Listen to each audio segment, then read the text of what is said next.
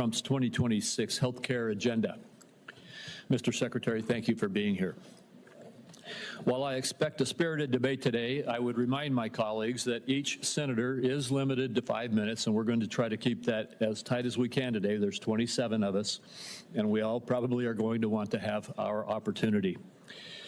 At the end of the 5-minute time frame, I will gently tap the gavel if it appears that things are starting to lapse over, and encourage my colleagues and our witness to conclude their remarks at the conclusion of this time.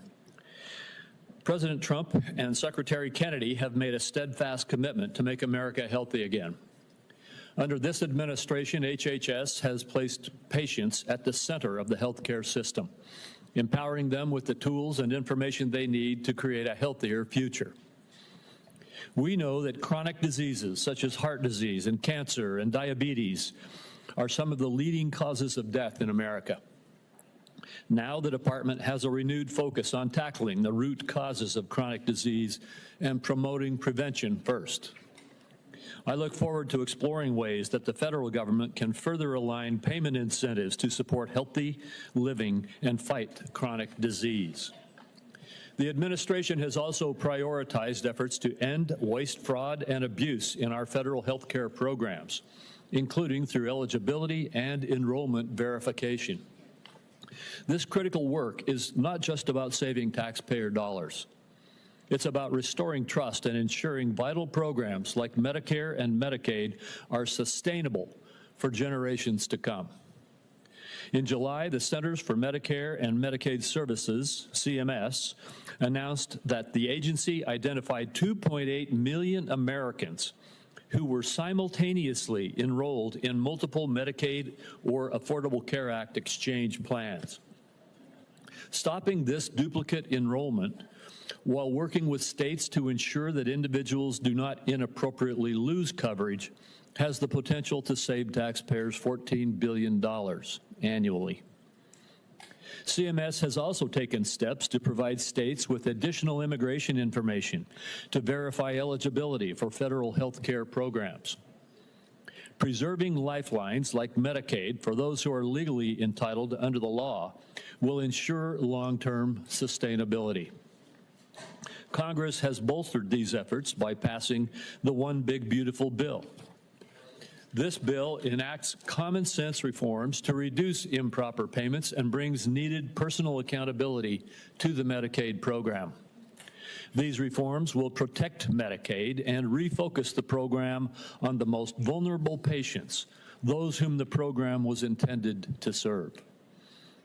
The OBBA also created the Rural Health Transformation Program, the single largest investment in rural health care in decades, to help stabilize and modernize the rural health delivery system throughout our country. These accomplishments reflect a vision for a healthcare system that is proactive, efficient, and patient-centered. While many of the issues discussed today may be partisan in nature, this committee has a deep history of bipartisan healthcare accomplishments. I remain committed to partnering with this administration and Ranking Member Wyden to enact policies that realign incentives in the prescription drug supply chain, expand access to telehealth, and ensure long-term stability in our physician payment system. Mr. Secretary, I look forward to hearing from you today about the administration's efforts to make America healthy again and how we can continue to work together to achieve this shared goal. Thank you very much. Senator Wyden. Thank you, Mr. Chairman.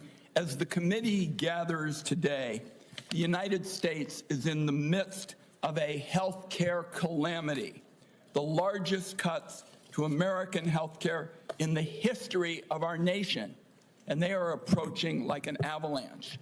Last week, most of the senior leadership at the Centers for Disease Control and Prevention were fired or they resigned after refusing to bow to Robert Kennedy's unceasing crusade against vaccines.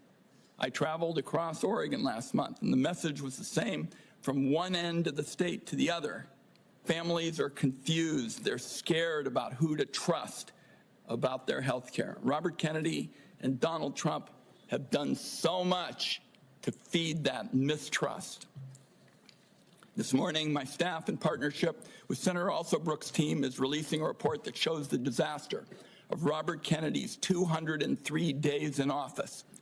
Every single day, there's been an action that endangers the health and wellness of American families.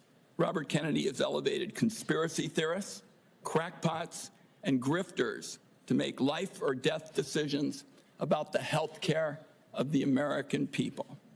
Robert Kennedy's tenure is so far marked by 3 calling cards. One is chaos at federal health agencies, leaving families, doctors, and the entire nation confused and frightened.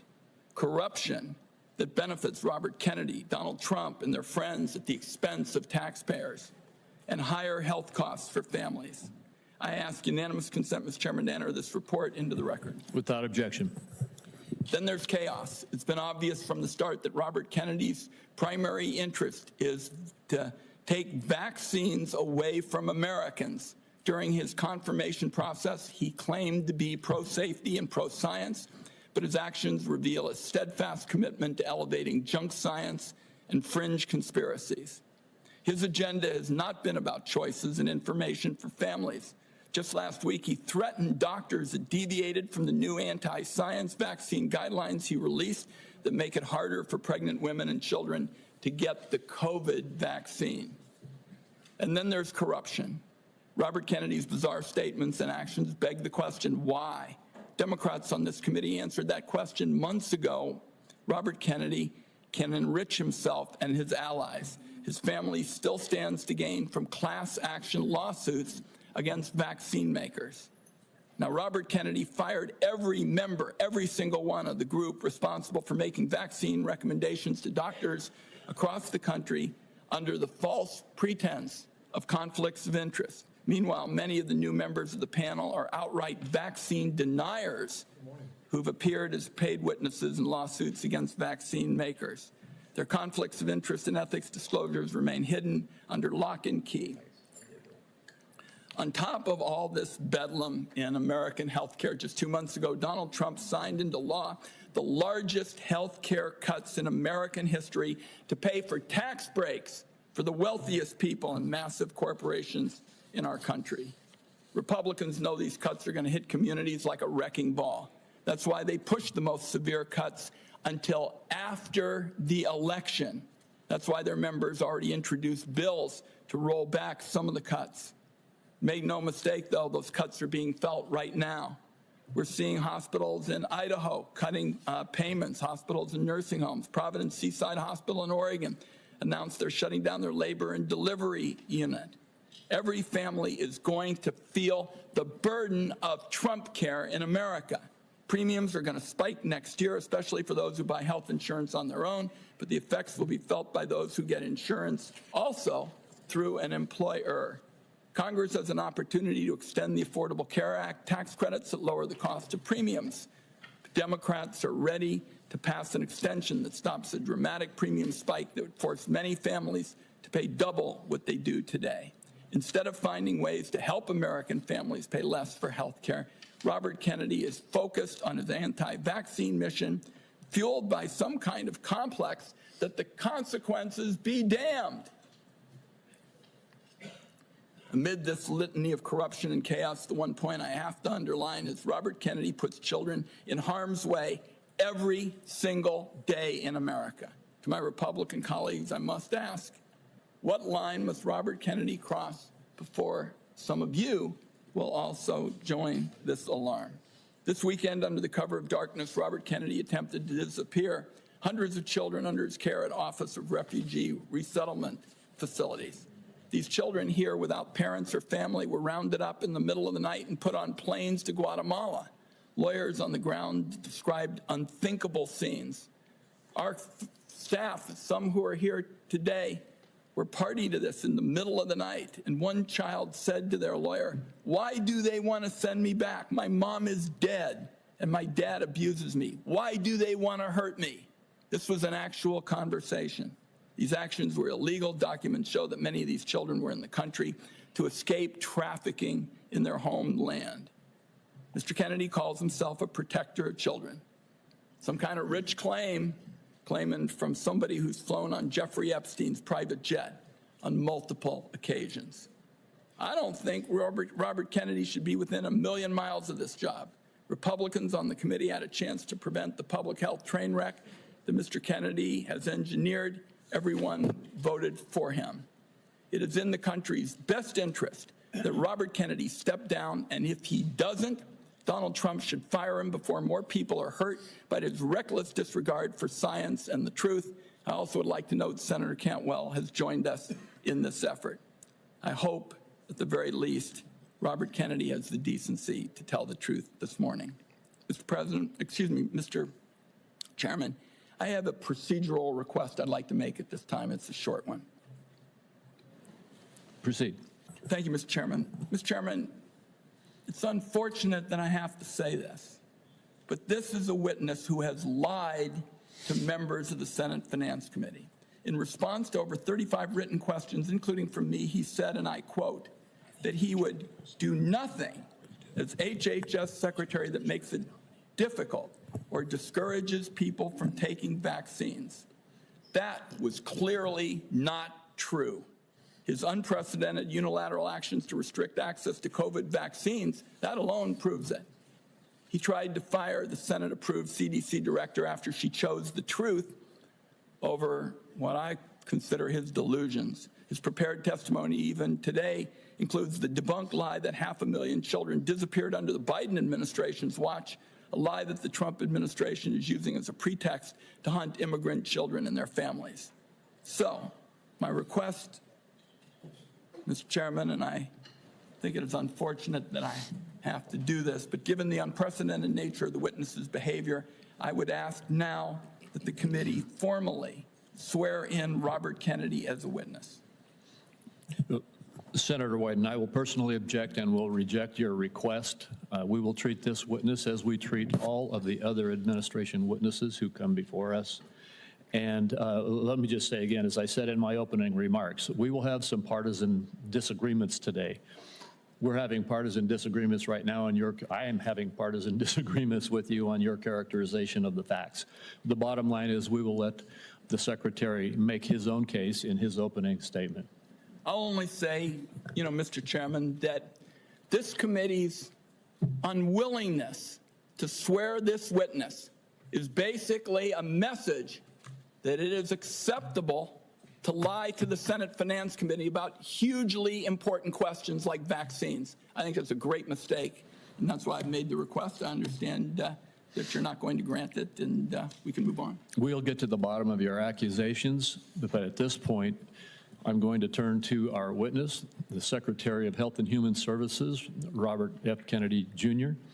And Mr. Kennedy, Mr. Secretary, you may make your opening statement at this time. Thank you, Chairman Crapo, and thank you, Ranking Member Wyden, for the invitation to appear before the committee today. Before I summarize what we've accomplished this year at HHS, I want to express my deepest condolence to the family of DeKalb County Police Officer David Rose, who gave his life to stop the gunfire attack on the CDC on August 8th. Officer Rose was a veteran. He was a husband and the father of 2 children. Officer Rose's widow, whom I visited, is expecting their 3rd child. I'd like Officer Rose's family to know that he remains in our prayers and that he will continue to be in our thoughts. Let me start with the big picture. Under President Trump's leadership, we at HHS are enacting a once-in-a-generation shift from a sick care system to a true healthcare system that tackles the root causes of chronic disease. Chronic diseases reach crisis proportions in our country. And finally, we have an administration that is taking action. The MAHA report assessment, which the White House released in May, was the first government analysis of the key drivers of childhood chronic disease: ultra-processed foods, chemical exposures, physical inactivity, and over-medicalization. This month, we will follow with the MAHA report strategy, the Trump administration's solution for addressing each cause. At HHS, we haven't just been writing reports. We have been the busiest, most proactive administration in HHS history. In just half a year, we've taken on food dyes, baby formula contamination, the grass loophole, fluoride in our drinking water, gas station heroin, electronic cigarettes, drug prices, prior authorization, information blocking.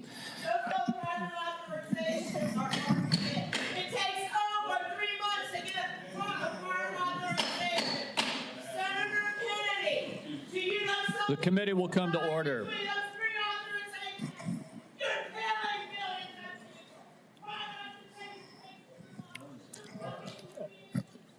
I apologize to you for that outburst, Secretary Kennedy. I would notify everyone else in the audience. Comments from the audience are inappropriate. If there are any further disruptions, the committee will recess until the police can restore order. Mr. Secretary, please proceed. As I was saying, prior authorization, information blocking, and healthcare interoperability. We're ending gain-of-function research, child mutilation, and reducing animal testing. We are addressing cell phone use in schools, excessive screen time for youth, the lack of nutrition education in our medical schools, sickle cell anemia, hepatitis C, the East Palestine chemical spill, and many, many others. At FDA, we are now on track to approve more drugs this year than at any time in history. I'm also proud to say that HHS under President Trump is doing more with less.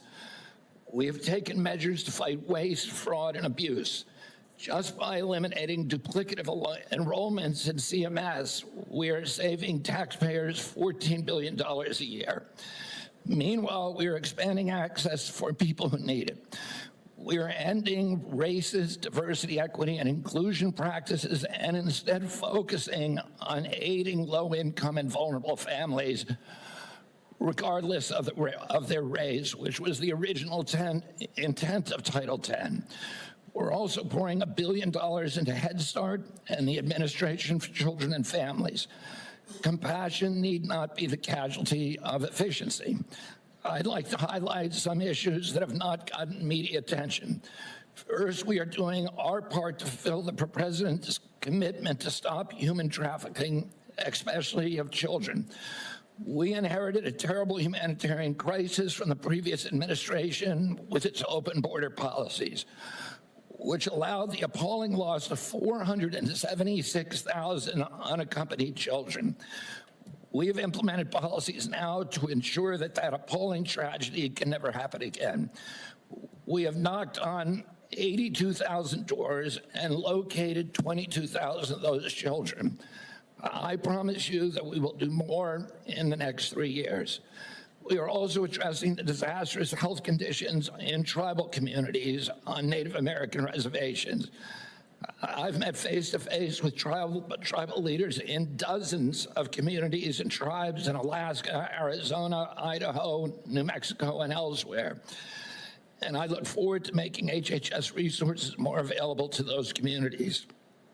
One of the most significant initiatives under President Trump is the Rural Health Transformation Fund, part of the President's Big Beautiful Bill, which will provide the greatest investment of federal money into rural health care in history. Finally, I would like to address the recent shakeups at CDC.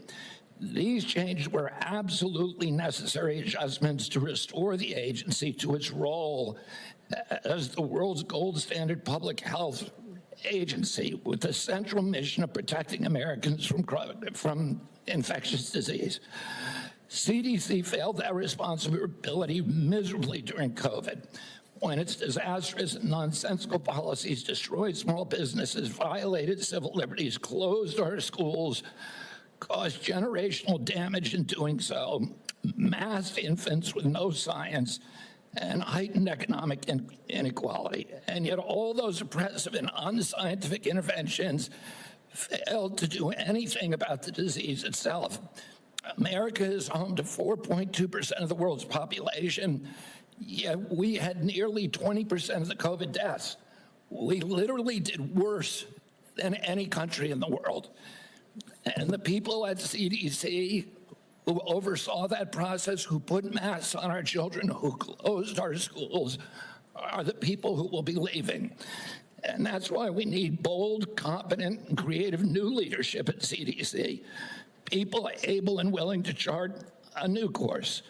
As my father once said, progress is a nice word, but change is its motivator, and change has its enemies. That's why we need new blood at CDC. That's also why it's imperative that we remove officials with conflicts of interest and catastrophically bad judgment and political agendas. We need unbiased, politics-free, transparent, evidence-based science in the public interest. Those are the guiding principles behind the changes at the CDC, and that is what you can expect all across our agency for the next 3 years.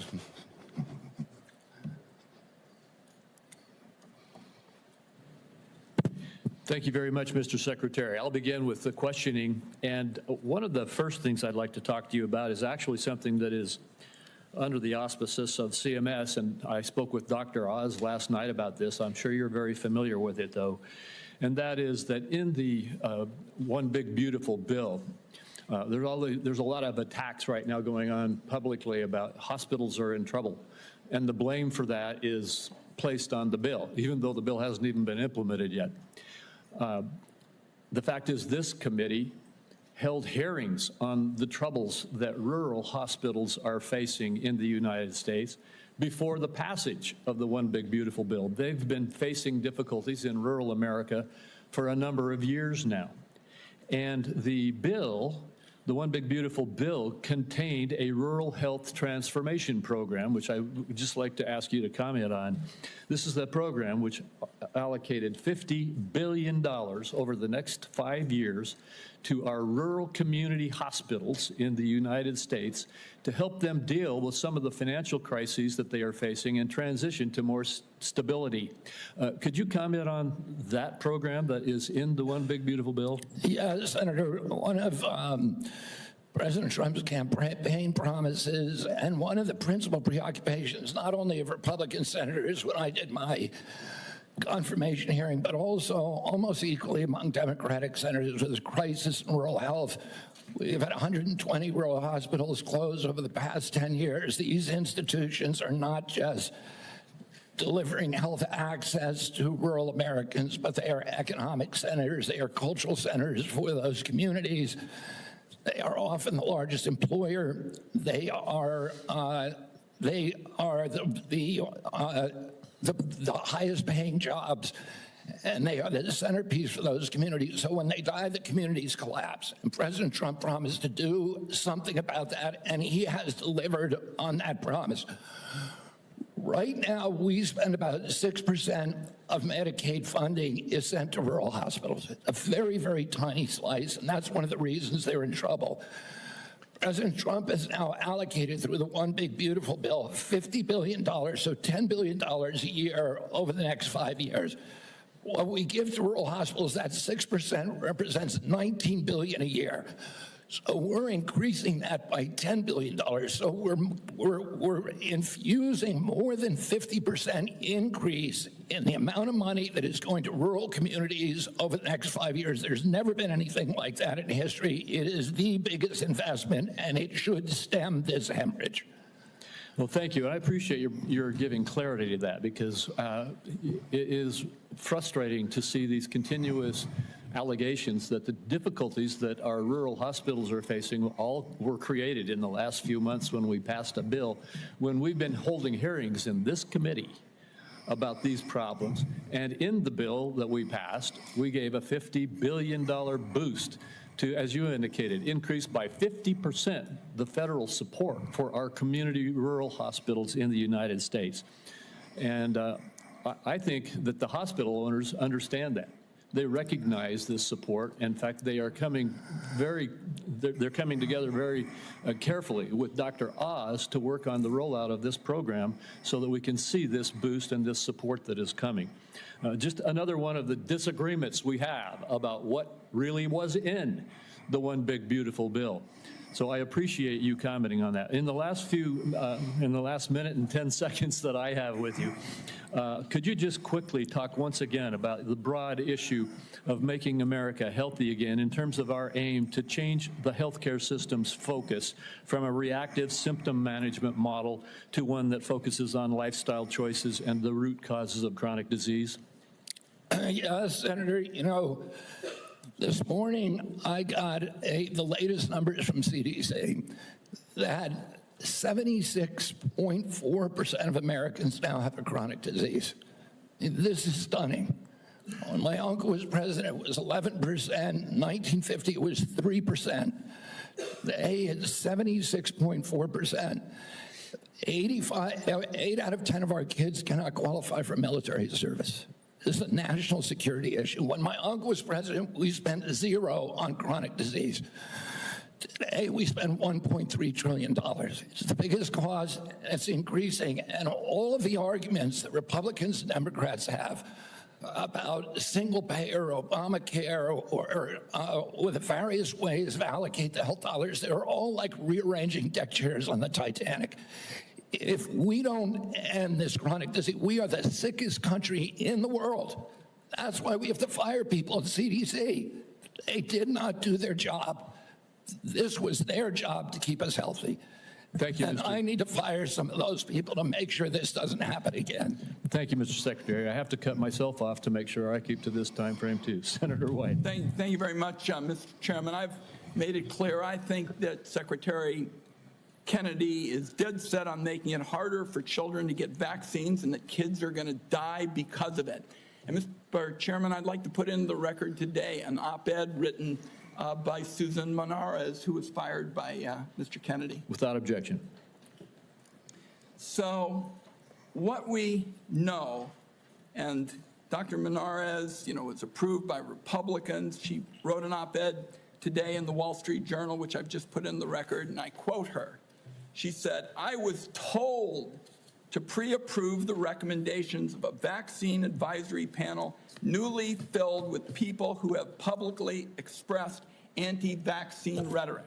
So this is not some liberal philosopher or something. This is the CDC director who tells the Wall Street Journal, which is not exactly interested in progressive, theories and the like, that she was told to pre-approve the recommendations of a vaccine advisory panel filled with people who've publicly expressed anti-vaccine rhetoric. So my first question, Mr. Secretary, is, did you, in fact, do what Director Monarez said you did, which is tell her to just go along with vaccine recommendations, even if she didn't think such recommendations aligned with scientific evidence? No, I did not.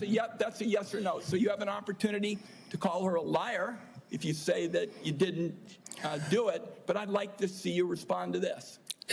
No, I did not say that to her. And I never had a private meeting with her.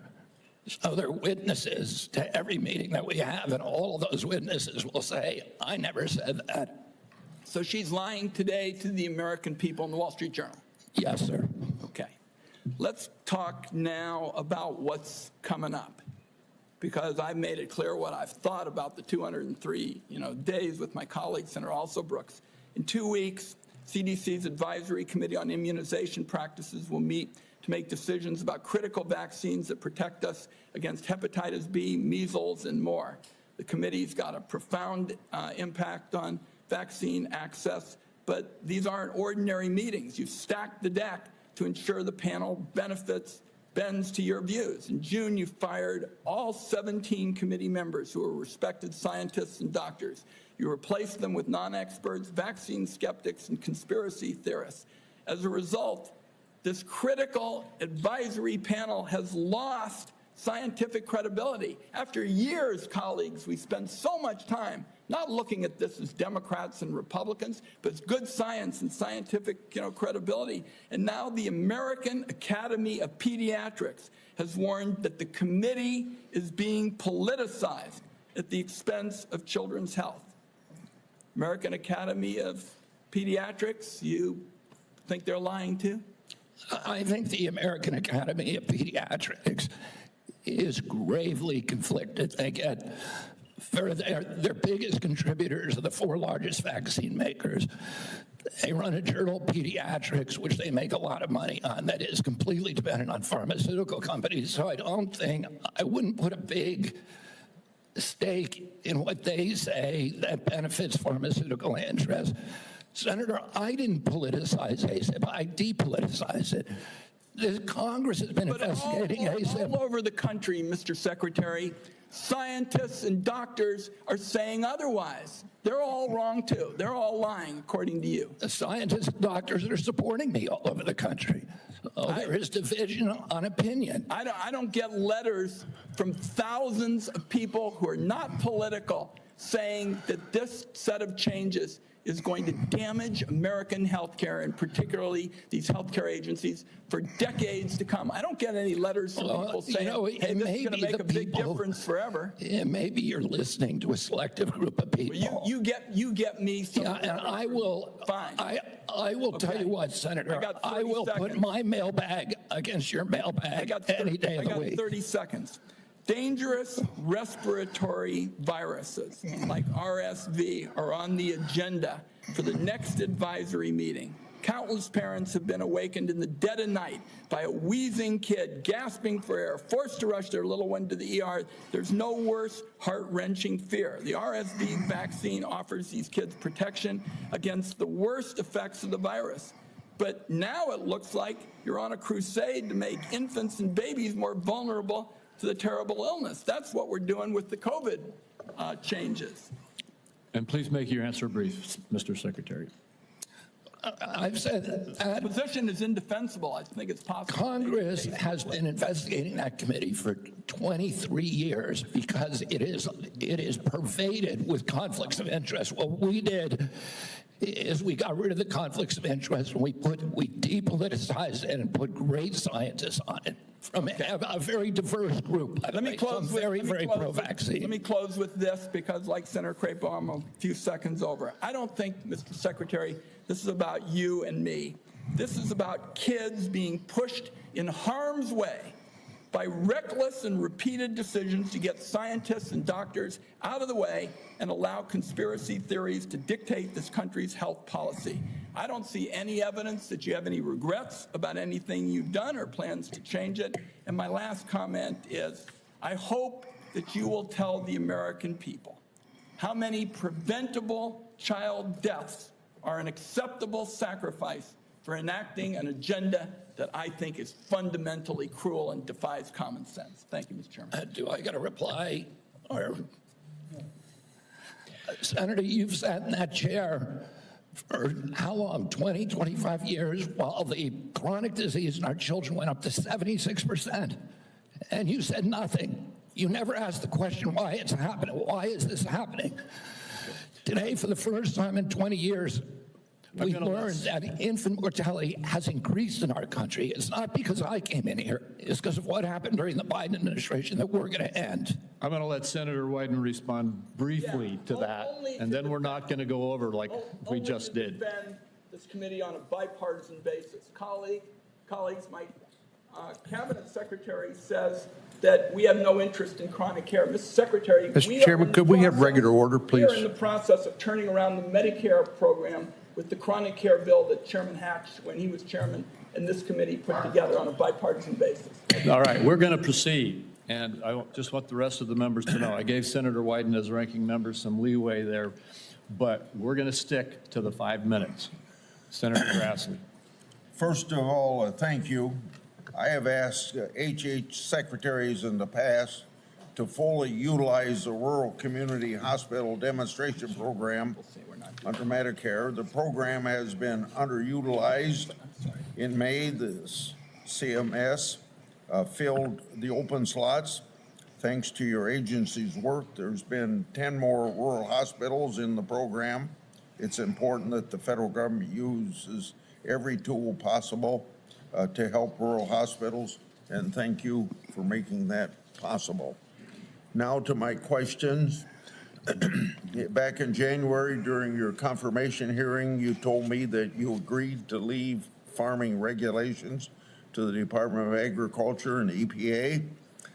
Do you think that any comments you have made since your confirmation on topics dealing with agriculture are consistent with what you said in January, that USDA and EPA ought to be regulating farming, and that the Department of Health and Human Services should not seek to regulate farms, the tools they use, or the markets that they sell into?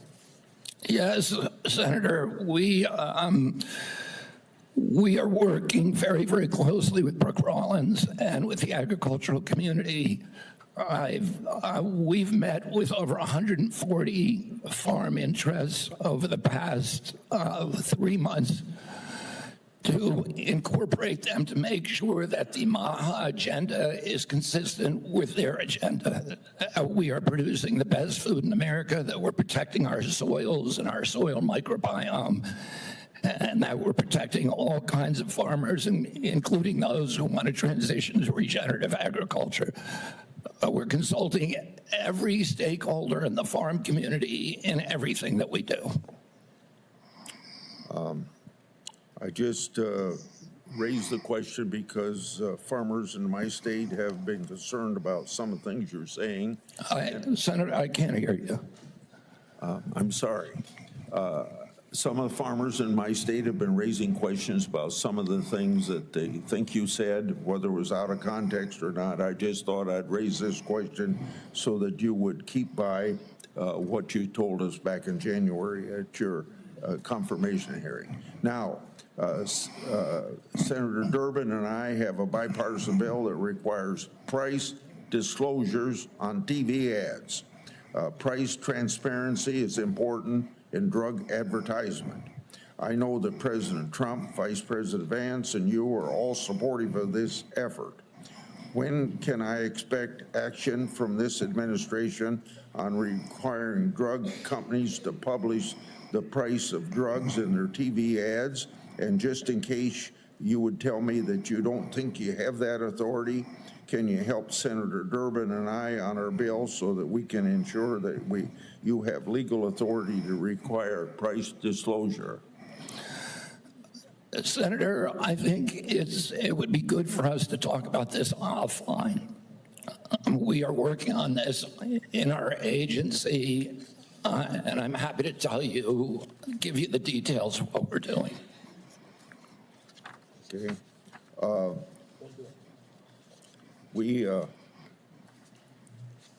got a question here on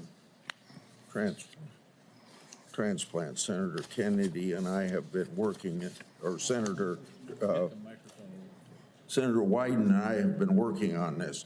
For nearly 2 decades, I've engaged in a bipartisan oversight of the organ transplant system.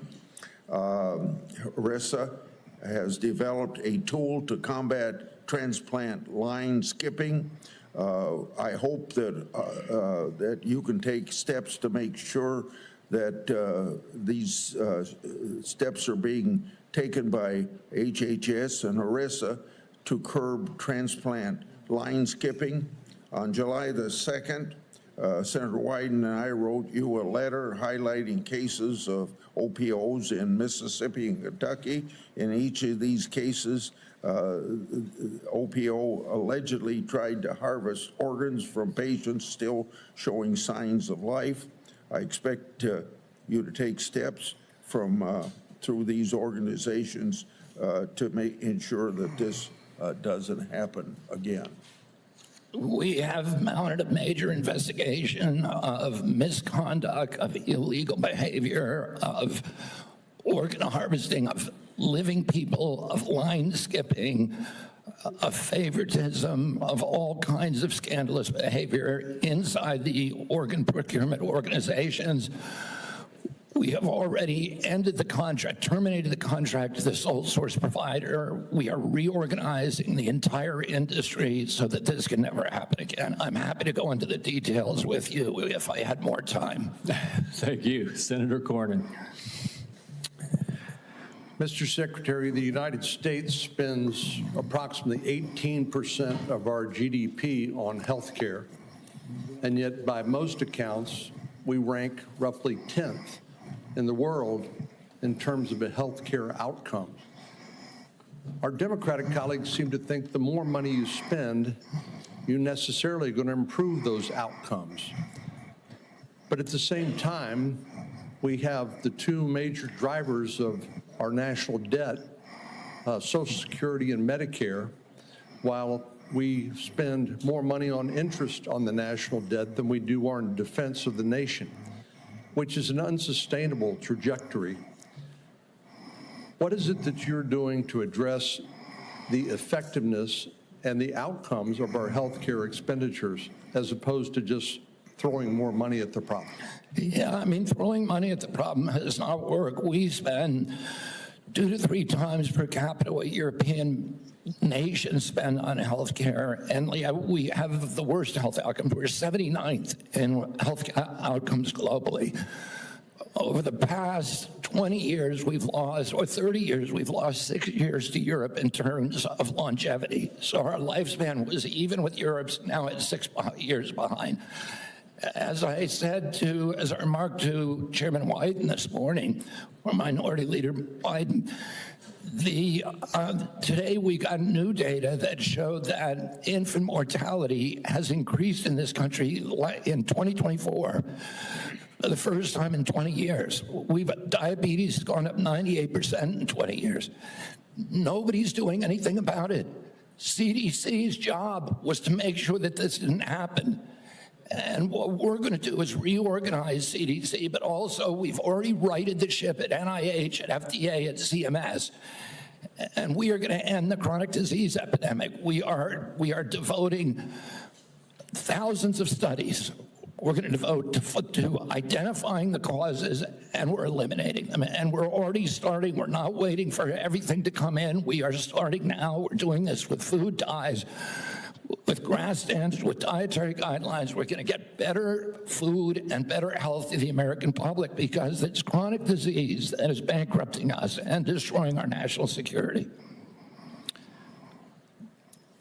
It seems to me one of the biggest problems that we have in America today is the trustworthiness of the information that we actually receive from the news media and from any other source. And obviously, the easiest thing for our Democratic colleagues to do is to scare people because that is a powerful emotion, no matter what the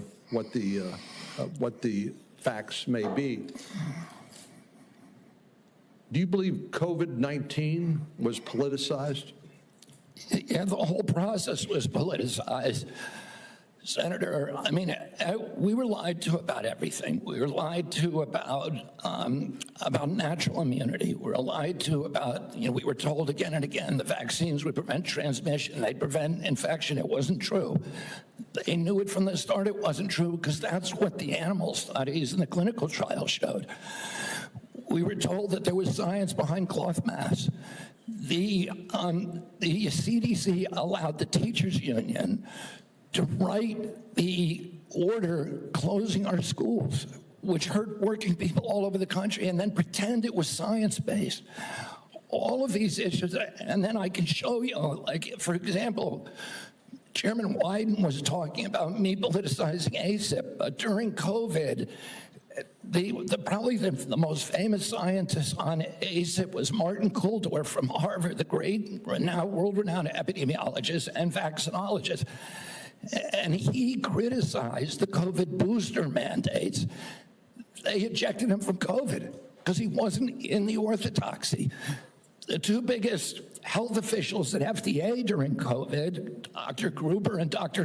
Krause, criticized the Biden mandates, vaccine mandates. President Biden said in August, I would never take that vaccine, the Trump vaccine.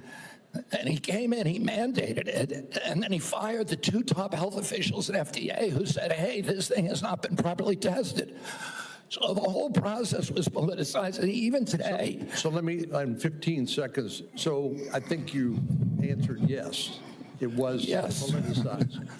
And I have concerns that when you look at some of the conflicts of interest in peer-reviewed articles in professional journals, and when you point out that even some of the physician associations are conflicted because of the money they get from the pharmaceutical industry, Are you committed to trying to make sure that we use the best science and separate and eliminate politics as much as possible? That is what my job is. That's what my mission is. Eliminate the politics from science. Senator Bennett. Mr. Secretary, in June, you fired every member. Mr. Secretary, Mr. Secretary, may I have my time back, Mr. Chairman? Thank you. Mr. Secretary, thank you for your attention. In June, you fired every member of the well-qualified panel that was charged with recommending vaccines to the CDC. No one in your job has ever fired every committee member all at once. That month, you told the American people that you were, quote, going to bring great people onto the ACIP panel, not anti-vaxxers. Are you aware that one of the people you put on the panel, Dr. Robert Malone, claimed that the commonly used mRNA vaccine, quote, causes a form of AIDS and can damage children's, quote, brains, their heart, their immune system, and their ability to have children in the future? Yes or no, Mr. Kennedy? And Dr. Malone is one of the inventors. Yes or no? Yes or no? Were you aware that he had that view when you appointed him to this panel? Dr. Malone is one of the, as I said, Dr. Malone is one of the inventors of the mRNA vaccine, so he knows a lot more about it than I do. Mr. Chairman, that statement is not true that Dr. Malone made, just as it wasn't true when you wrote that, quote, African AIDS is entirely different from Western AIDS. Are you aware that another one of these new members, Dr. Levy, wrote that, quote, evidence is mounting and indisputable that mRNA vaccines cause serious harm, including death, especially among young people? Yes or no? Are you aware that he said that? I wasn't aware he said it, but I think I agree with it. You agree with it? It's not true. It wasn't true when he said it, and it's not true when you said it. Secretary Kennedy, later this month, your new panel will meet to consider changing vaccine recommendations for American children. In addition to the COVID-19 vaccines, they are set to review recommendations for the hepatitis B vaccine, for measles, for mumps, for rubella and varicella vaccine, and the RSV vaccine. These are common back-to-school vaccinations for children all over the industrialized world. If you change that, you owe parents in Colorado and across the country the benefit of some transparency, I think. If your panel recommends changing the vaccine schedule for children, do you anticipate that fewer children will receive these common vaccinations, yes or no? What I would say, Senator, the obvious answer is yes. Should parents and schools of Colorado be prepared for more measles outbreaks as a result of that, Mr. Secretary? Senator, how about more mumps outbreaks? I do not anticipate a change in the MMR vaccine. ACIP is an independent panel, so. Well, it's a panel you just put those folks on. Far from what you said, they're people with ideas that are completely outside the mainstream. You mean out of the pharmaceutical paradigm? Let me just say, Mr. Secretary, all these vaccines that we're talking about today are free and accessible to parents today in America who have the freedom to be able to make that choice for their children. Will that be true after your handpicked panel makes their judgments about these vaccines? I think that parents should be free to... I know you said that before. I do too. To make their own choices. So will they be just as free after these? I assume they will be. I will hold you to that, Secretary Kennedy. Because this is not a podcast. It is the American people's health that's on the line here. This is the last thing, by the way, our parents need when their kids are going back to school, is to have the kind of confusion and expense and scarcity that you're creating as a result of your ideology. I think it's critical for you to share the evidence that this panel will rely on. Will you give the American people 6 months or 6 weeks in advance the record that they're going to rely on to make these decisions? Will you make it transparent for the American people? All the evidence is transparent. Will you make it in advance transparent for the American people so they can comment on it? All the evidence is transparent for the first time in history, and you were never there complaining when the pharmaceutical companies were picking those people and then running their products through with no safety testing. You can characterize it any way you want. I quoted them today. What I said was accurate. What you said were lies. You described people moving the Titanic. Senator, are you saying that the mRNA vaccine has never been associated with myocarditis or pericarditis in teenagers? I am simply. Is that what you're trying to tell us? I am simply trying to say that the people that you have put on that panel, after firing the entire. You're evading the question. No, I'm asking the questions here, You're Mr. evading Kennedy. that question. I'm asking the questions, I Mr. asked Kennedy. you a question. I'm asking the questions for Mr. Kennedy on behalf of parents and schools and teachers all over the United States of America who deserve so much better than your leadership. That's what this conversation is about, Mr. Chairman. Senator, they deserve the truth, and that's what we're going to give them for the first time in the history of that agency. Senator Cassidy. Thank you. I'll try and restore a little calm here. And I'm approaching this as a doctor, not as a senator. I am concerned about children's health, seniors' health, all of our health. And I applaud you for joining the president in a call for radical transparency. Thank you for that. I said yesterday, I believe it, that President Trump deserves a Nobel Prize for Operation Warp Speed. If he had been President Obama, he would have gotten it. But because of Operation Warp Speed, forcing the federal government to come to a vaccine development within 10 months when others said it couldn't be done, we saved millions of lives globally, trillions of dollars. We reopened economies, an incredible accomplishment.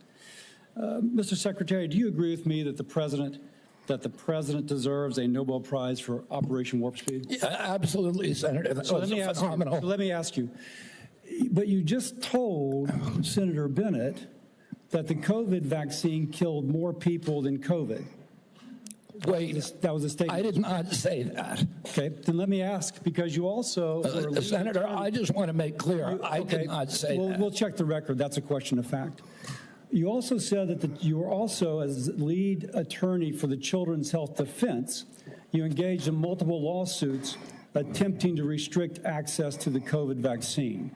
Again, it surprises me that you think so highly of Operation Warp Speed when, as an attorney, you attempted to restrict access. Now, let me ask. I'm happy to explain why.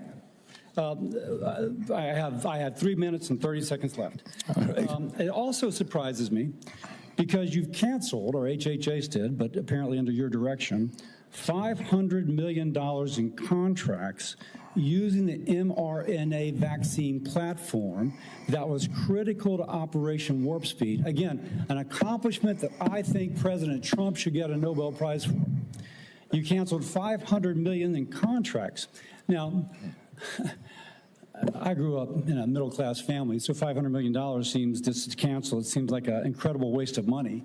But it also seems like a commentary upon what the president was attempting, what the president did in Operation Warp Speed, which is to create a platform by which to create vaccines. So this just seems inconsistent that you would agree with me the president deserves a tremendous amount of credit for this. Is this a question, Senator Cassidy, or is this a speech that you don't want me to answer? Because I want to answer that question. Please, if it's a question. But be tight, please. First of all, the reason that Operation Warp Speed was genius is it did something nobody had ever been done. I don't think any president but President Trump could do it. It got the vaccine to market that was perfectly matched to the virus at that time when it was badly needed, because there was low natural immunity and there were people getting very badly injured by COVID. But it was also brought in therapeutics like hydroxychloroquine and ivermectin and protocols for treatments. And there were no mandates. And then okay, I have another question, so please, about 15 That's when I began litigating against President Biden's mandates. now. I'm sorry, let me go on because In you've terms of covered me the mandates canceling those before. contracts, I have limited time, Mr. Secretary, I'm sorry. You've called for, and rightly so, that we should restrict participation in agencies for those with conflict of interest. I would like to submit for the record a evaluation of the conflict of interest of those who are on the ACIP and the Vaccines and Related Biologic Products Advisory Board. It was not 97% as alleged, rather it was 6.9%, and it was 1.2%, I think, for the other panel. Without objection. Now, I am concerned, though, because many of those whom you have nominated for the ACIP board, Senator, excuse me, you have the facts excuse me, wrong in there. excuse me, can I have my time back? Yes. Yeah. What I am concerned about is that many of those whom you've nominated for ACIP have received revenue as serving as expert witnesses for plaintiffs' attorneys suing vaccine makers. Now, one of my colleagues in another setting alleged that you seem more interested in settlements than science. If we put people who are paid witnesses for people suing vaccines, that actually seems like a conflict of interest. Real quickly, do you agree with that? No, I don't. It may be a bias, and that bias, if disclosed, is okay. But it's not a financial. If the bias is disclosed, they're expert witnesses. It's not a financial. Let me finish up. Let me finish up. You also told Senator Wyden at the outset that you didn't want to take vaccines away from people. And as I conclude, I would like to say this. Because of the conflicting recommendations made about COVID, this is from Eric Erickson, good conservative out of Atlanta, Georgia, occasionally gives me hell. My wife has stage 4 lung cancer. She is one of the people the COVID vaccine actually helps. Thanks to the current mess at HHS, CVS is unable to get her vaccine. Secondly, an email from a physician friend of mine. Hey, Bill, I'm not even sure what I'm asking you, but we're all confused and concerned about who can get the COVID vaccine. We are having our attorney try and render an opinion, but there's no firm guidance and concern about liability if vaccines are given to a patient who requests it, but not on the current CDC list. Pharmacists are requiring a prescription now even for patients over 65, creating a huge headache. I submit these for the record. Without objection. I would say effectively we're denying people vaccine. Senator Cantwell. You're wrong. Thank you, Mr. Chairman. Following up on that same line as Senator Cassidy, because that's exactly, I represent one of the most science-based states in the country. That is percentage of scientists per capita. And at your confirmation hearing, we asked about this, whether you would follow science. You've made a statement here today in your testimony that you would follow science, and yet you're not following science, and that's what Senator Cassidy's question was. It's a simple yes or no answer. Do you think the president deserves to get a prize for warp speed in the mRNA technology that saved so many lives? And you won't answer that question. I answered it.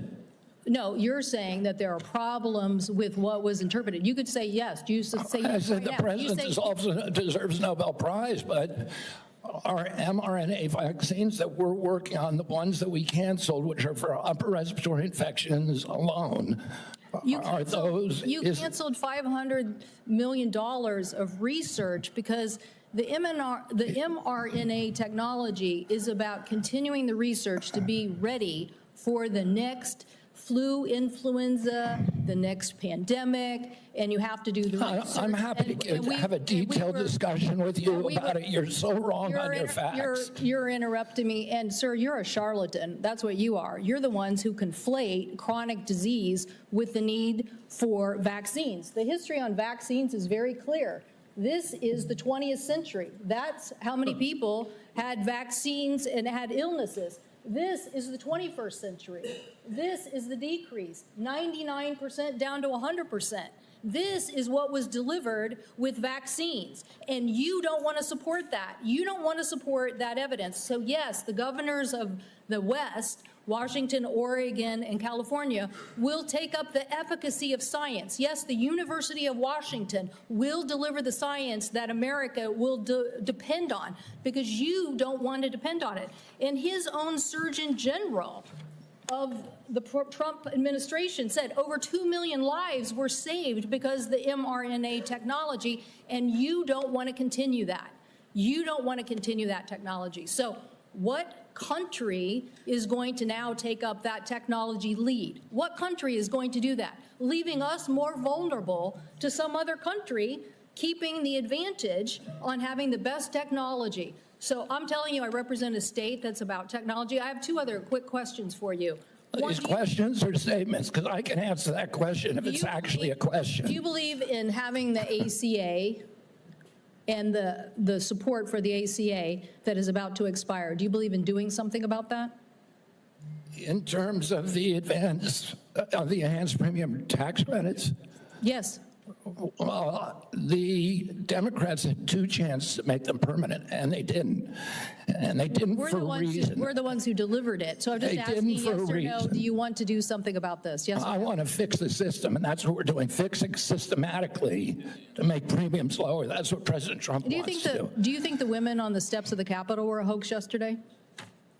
I don't know about any women on the steps of the Capitol. The women who were talking about Epstein, do you think they were a hoax yesterday? Do I think they were?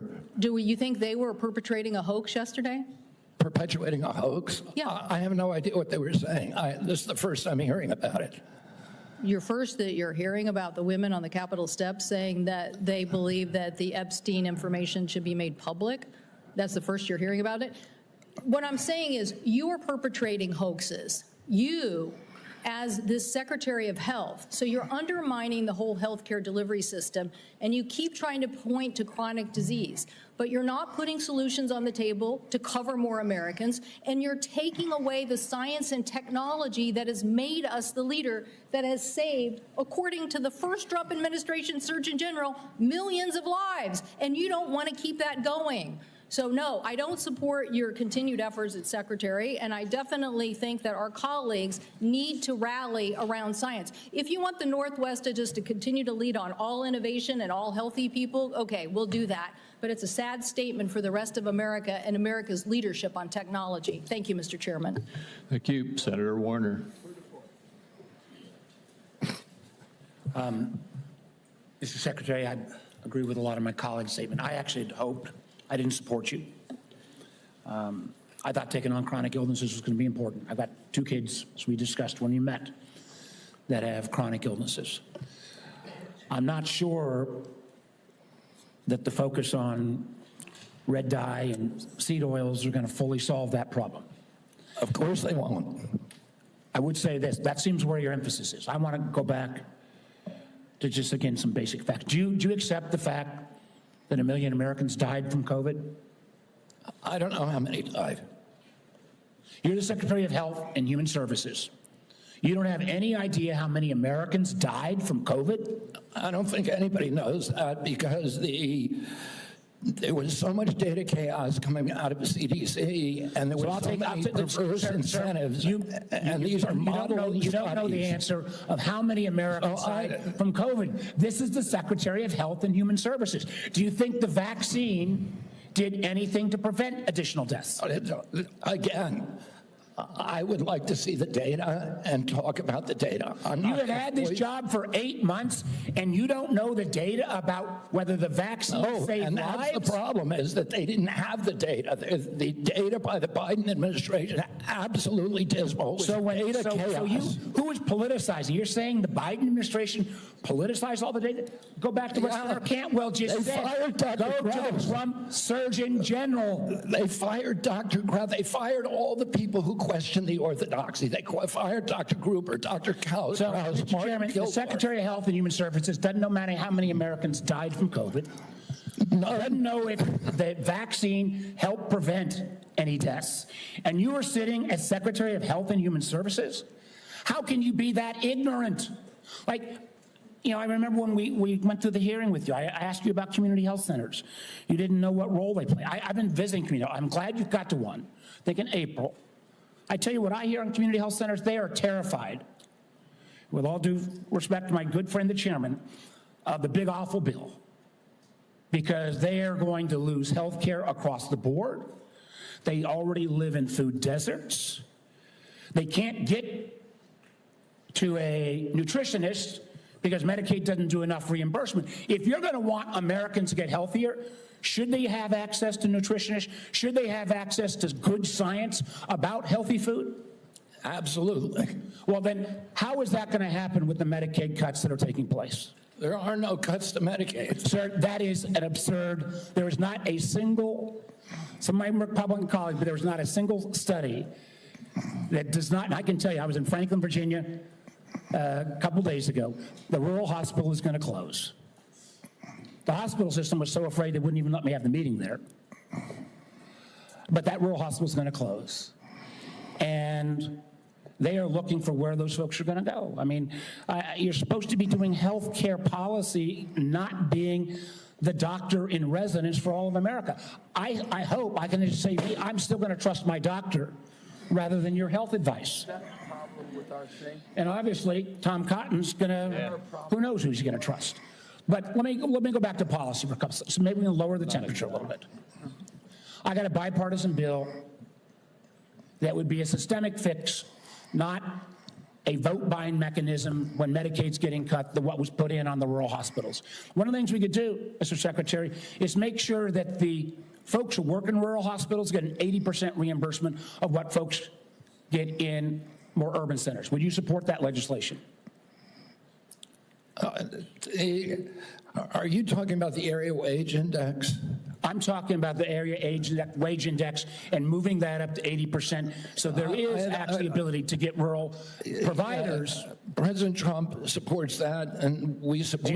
You support. Good. So you will work with us to get that passed. Yes. That will increase costs on both Medicaid and Medicare, so you are committed to that. I appreciate that. What about Senator Wyden and I've got a bill, because across America, what about what? Hospitals are shutting down on their OBGYN services. Try to have a baby. I don't know about all of my other friend states, but in Southside Virginia, you can't find a hospital. Will you work with us to make sure that before OBGYN services are taken out of a rural hospital, there has to be a process and procedure? I'm happy to work with you on that, Senator, meet with you and see if we can work with you on it. I don't know exactly what the issue is. Well, again, the Secretary of Health and Human Services, who has said he doesn't know how many people died from COVID, doesn't know if the vaccine saved lives, doesn't understand the issue that OBGYN doctors are fleeing rural America because they can't afford it. And with the cuts that are coming up, it's going to be exponentially worse. I would invite you, sir, to come with me to a community health center in Virginia and hear what is on people's mind. They want to get healthier? Absolutely. Count me in. But they also don't want their basic health care removed. Thank you, Mr. Chairman. Senator Langford. Mr. Chairman, thank you. Secretary, good to see you again. As I traveled around Oklahoma during August, it was great to be able to be home. I had several folks that contacted me. We had some great meetings with some rural hospitals as well. They're looking forward to the $50 billion for the One Big Beautiful Bill that is targeting towards rural hospitals, starting with $10 billion next year. I know you're quickly getting all the instructions out on that. We know that's in process. It was good to be able to visit with them and be able to talk about that. They're very pleased. Thanks for the work you're doing on that. I also met with some of our groups that do incredible medical research on this. I know the NIH grants were held for a while and being studied. Those have been released, and grateful to be able to see that, because there's some amazing medical research happening, including some longitudinal studies. They need those dollars released, so I appreciate y'all getting those released out there. I did hear from a lot of our folks, and I want to talk about one of these issues. From a lot of our hospitals, they immediately raised the issue of Medicare Advantage plans and how they're withholding payments, they're delaying payments back to hospitals, and a problem that's been for rural hospitals. I know y'all are working on that as well. We want to work with you on that. But you and I have spoken on the second issue on that, and it's the pharmacy benefit managers. During the confirmation process, it was interesting when you and I met in my office, you said every single senator brought up PBMs to you, and you made the statement during the confirmation process, this is an area that President Trump wants to take on, is the pharmacy benefit managers. This is unfinished business in this committee.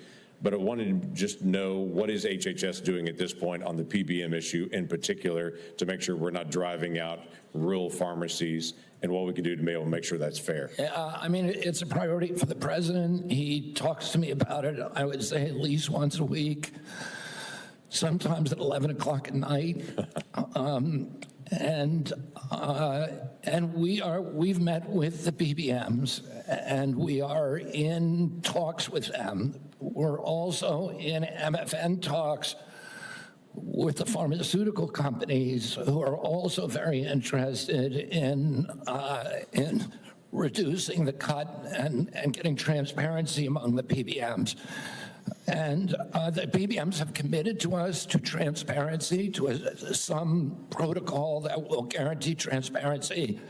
And then the part of the MFN negotiations would include direct-to-consumer marketing, which would eliminate the middleman. So I think we're doing a lot on PBMs. Okay, that'd be very helpful to be able to see. It'd be very helpful for consumers across the country on this. You and I spoke as well, and you've made public statements on this, and the FDA commissioners made public statements on the issue of reviewing the safety issues of mifepristone. Your comments early on were every drug needs to be treated the same, needs to look at the same, and not have political biases and how things are actually examined. There were a lot of changes on the allocation of mifepristone for elective abortions under the Biden administration. It's now open to anyone without a prescription on it. You don't have to go through a doctor on it. There's all kinds of issues that are happening now on it. So the question was, you said that there would be a review on that just to be able to look at it, make sure we're following all safety protocols. Do you know a timing on that review? I can't give you the exact timing. I talked to Marty McCary about it yesterday, and he said it is progressing apace. We're getting data in all the time, new data that we're reviewing. And we know that during the Biden administration, they actually twisted the data to bury one of the safety signals with a very high safety signal, around 11%. So we're going to make sure that that doesn't happen anymore. We're producing honest science and gold standard science on that. I'll keep you abreast of where we are. Thank you. Just go where the science leads on that. During the Biden administration, the Title X regulation that requires Title X family planning programs recipients to physically and financially separate from abortion activities, their Title X activities, and eliminate them promoting or providing abortion with those funds. That was flipped from the original Trump rule that was done under the first presidency. During your confirmation, you had committed to go back and look at that again and to be able to see. My question is, do you know the timeline for agency action for when that rule on Title X and the separation payments rule will be either reviewed or will actually be reinstated to the original Trump rule under his first presidency? I don't know when if they're I just don't know the answer to your question, whether they're actually reviewing the rule right now. I can tell you that the NGOs that have that issue, that refuse to separate their payments streams and separate their operations, are not getting funded. Okay, well, that was an issue under the law when it first came out, to be able to keep those things separate on it. So yeah. Look forward to that. Thank you, Mr. Chairman. Thank you. Senator Hassan. Oh, thank you, Mr. Chairman, and good morning, Secretary Kennedy. Just before I ask a question, I did want to note, in response to the Secretary's statement that the Trump administration wants to lower the cost of health insurance, that across the country right now, the median increase from commercial insurers that we're seeing this fall is 18%, just as families are struggling to make ends meet. Now, I want to follow up on a line of questioning that Senator Cassidy began. Mr. Secretary, President Trump said that the COVID-19 vaccine produced by Operation Warp Speed was, and these are the president's words, a monumental national achievement. Although I have strongly opposed many of President Trump's actions, I agree with him that Operation Warp Speed in 2020 was a monumental achievement. Unfortunately, you are undermining one of the president's biggest achievements, which, as the president said, saved millions of American lives. You even went as far as to call President Trump weak for this life-saving accomplishment. Last year, you tweeted that President Trump has a weakness for swamp creatures, and that Operation Warp Speed was among, here's your quote again, the most devastating impact of President Trump's weakness. So, Mr. Secretary, was Operation Warp Speed a monumental national achievement, as President Trump said? For the reason that I already said, and I assume you won't let me repeat, but I'm happy to if you want, yes, it was. Good. assuming it is a monumental achievement, you've said it was, is it true that, as President Trump has said, he saved millions of American lives with the COVID-19 vaccine? Because you've just expressed great confusion about that to Senator Warner.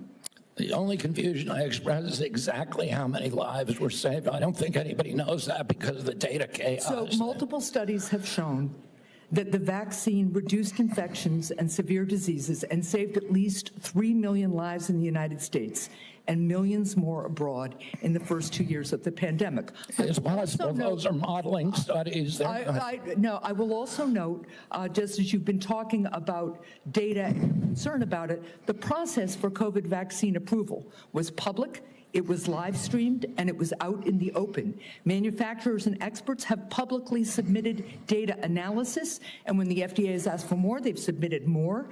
They've done that for years, and the evidence is clear and supports what President Trump has said. The vaccine works, and it has saved millions of lives. Your own process, on the other hand, has not been transparent. You repeatedly choose to ignore data because it doesn't match your preconceived notions and lies. So you have said that the vaccine did save lives. You've said it was a monumental achievement.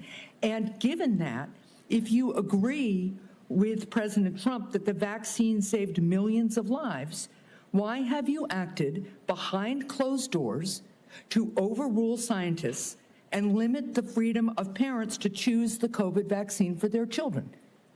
Why have you done that? For the COVID vaccine, I was removed by FDA because there was the industry. No, it was behind closed doors. No, it's not and scientists who said they wanted to brief you on the science, scientists who wanted to understand why the FDA, why you unilaterally changed the parameters for giving vaccines, making it possible now, to Senator Cassidy's colleagues' points, that they're going to have to go off-label. This is crazy talk. You're just making stuff up. To prescribe a vaccine for children. I'm not making things up. Do you know how the FDA approval process works and what happens? I know exactly. Do you know what an off-label prescription is? I know exactly how it works. I know exactly how it works. So why behind closed doors? It's not behind closed doors. The industry makes the studies, and they could not provide a study that said that it is effective for healthy kids. So when have you produced the data that you relied on and that this FDA relied on to change those parameters? You did it behind closed doors. No, the data is all public. Now parents who decide that they do want their children to have You're just making stuff up, Senator. I'm not You're making just stuff making stuff up. You know, sometimes when you make an accusation, it's kind of a confession, Mr. Kennedy.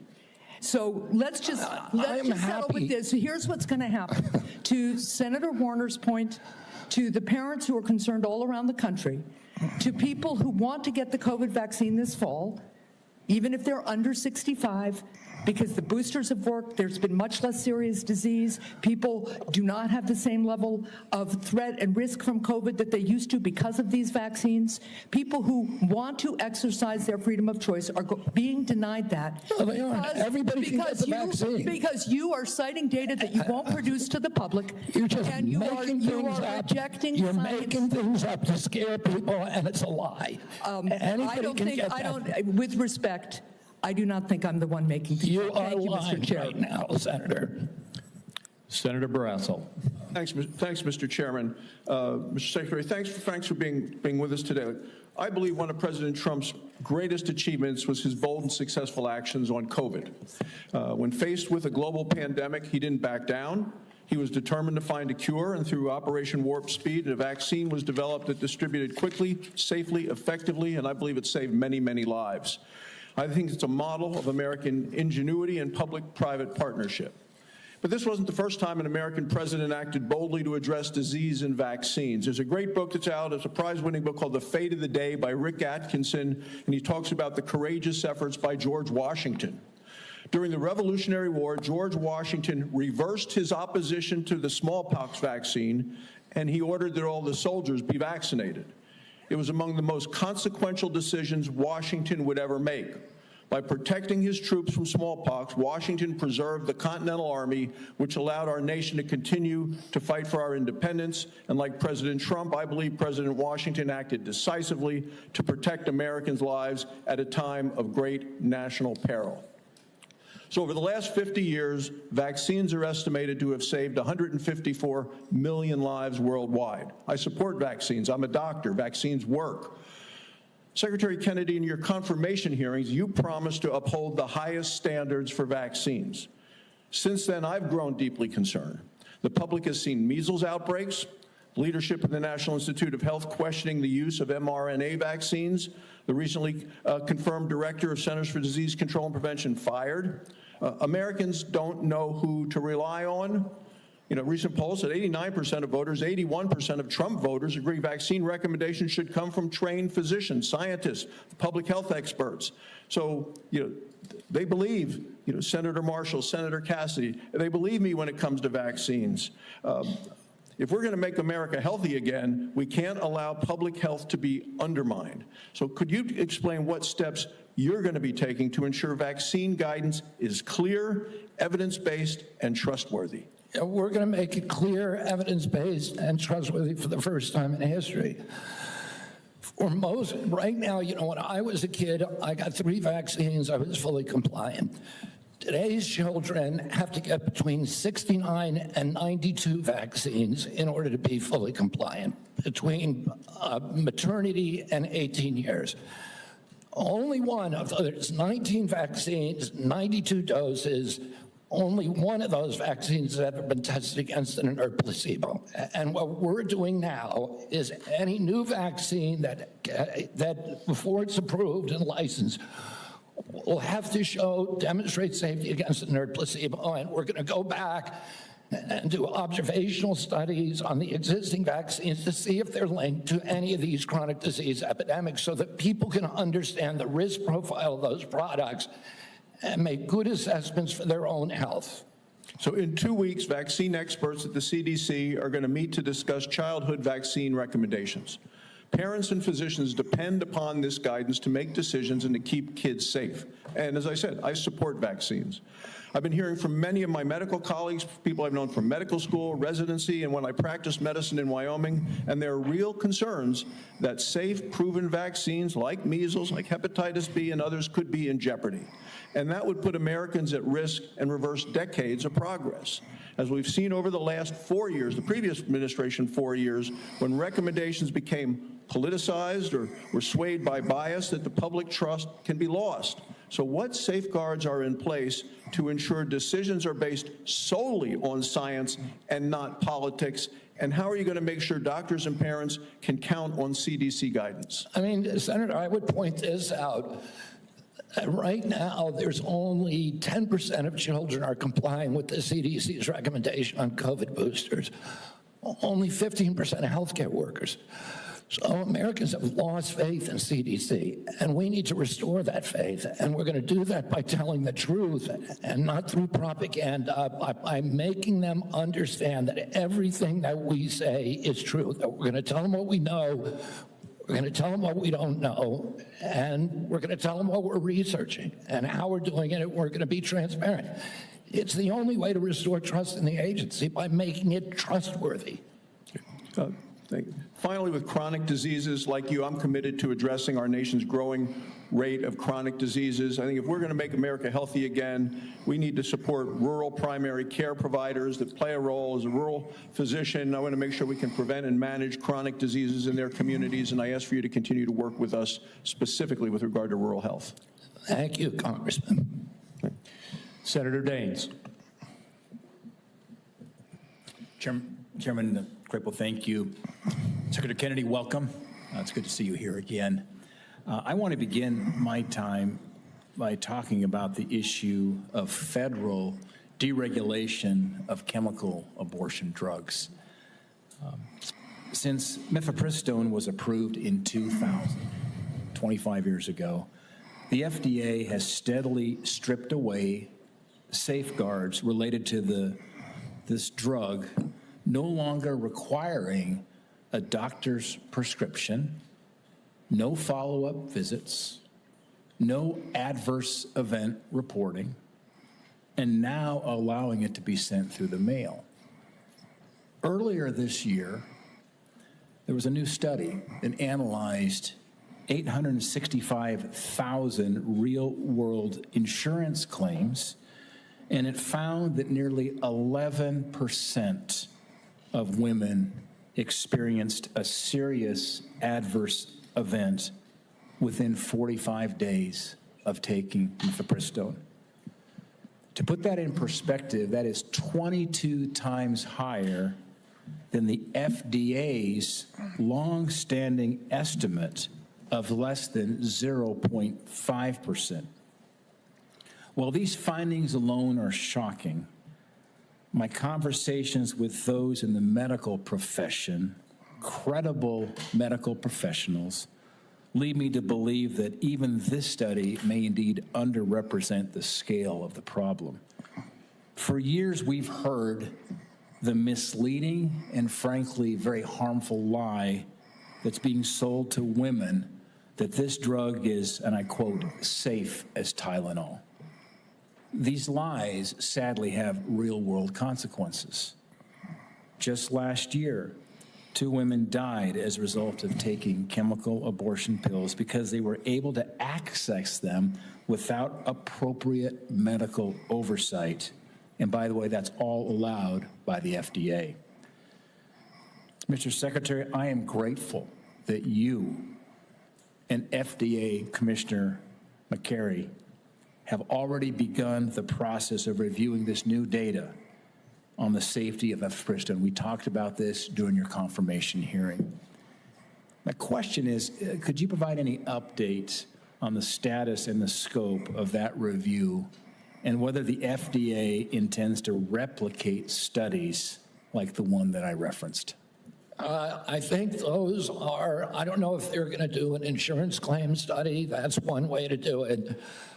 I don't know exactly whether they're doing epidemiological studies or observational studies. I don't know exactly what they're doing, but I know I talked to Marty McCary about it yesterday, and he said those studies are progressing and that they're ongoing. So I will keep your office informed at every stage.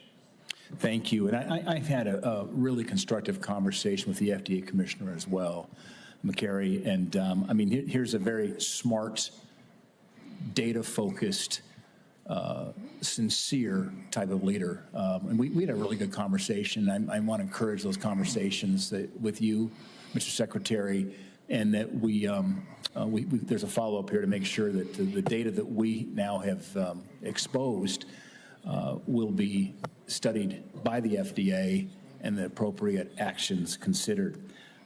Given the legitimate safety concerns surrounding mifepristone and your actions to roll back other COVID emergency measures, will you repeal the COVID-era telemedicine allowance, given that we're repealing these COVID-era regulations and emergency measures? Would you repeal the COVID-era telemedicine allowance for chemical abortion drugs and restore the requirement for an in-person doctor visit? Senator, I need to get back to you on that. I don't know if the White House has yet taken a position on that. We will get back to you this week about that. Okay, all right. Thank you. I want to close with a quick Montana question. Earlier this week, the state of Montana submitted a Medicaid demonstration waiver application to CMS to strengthen the state's Medicaid expansion program.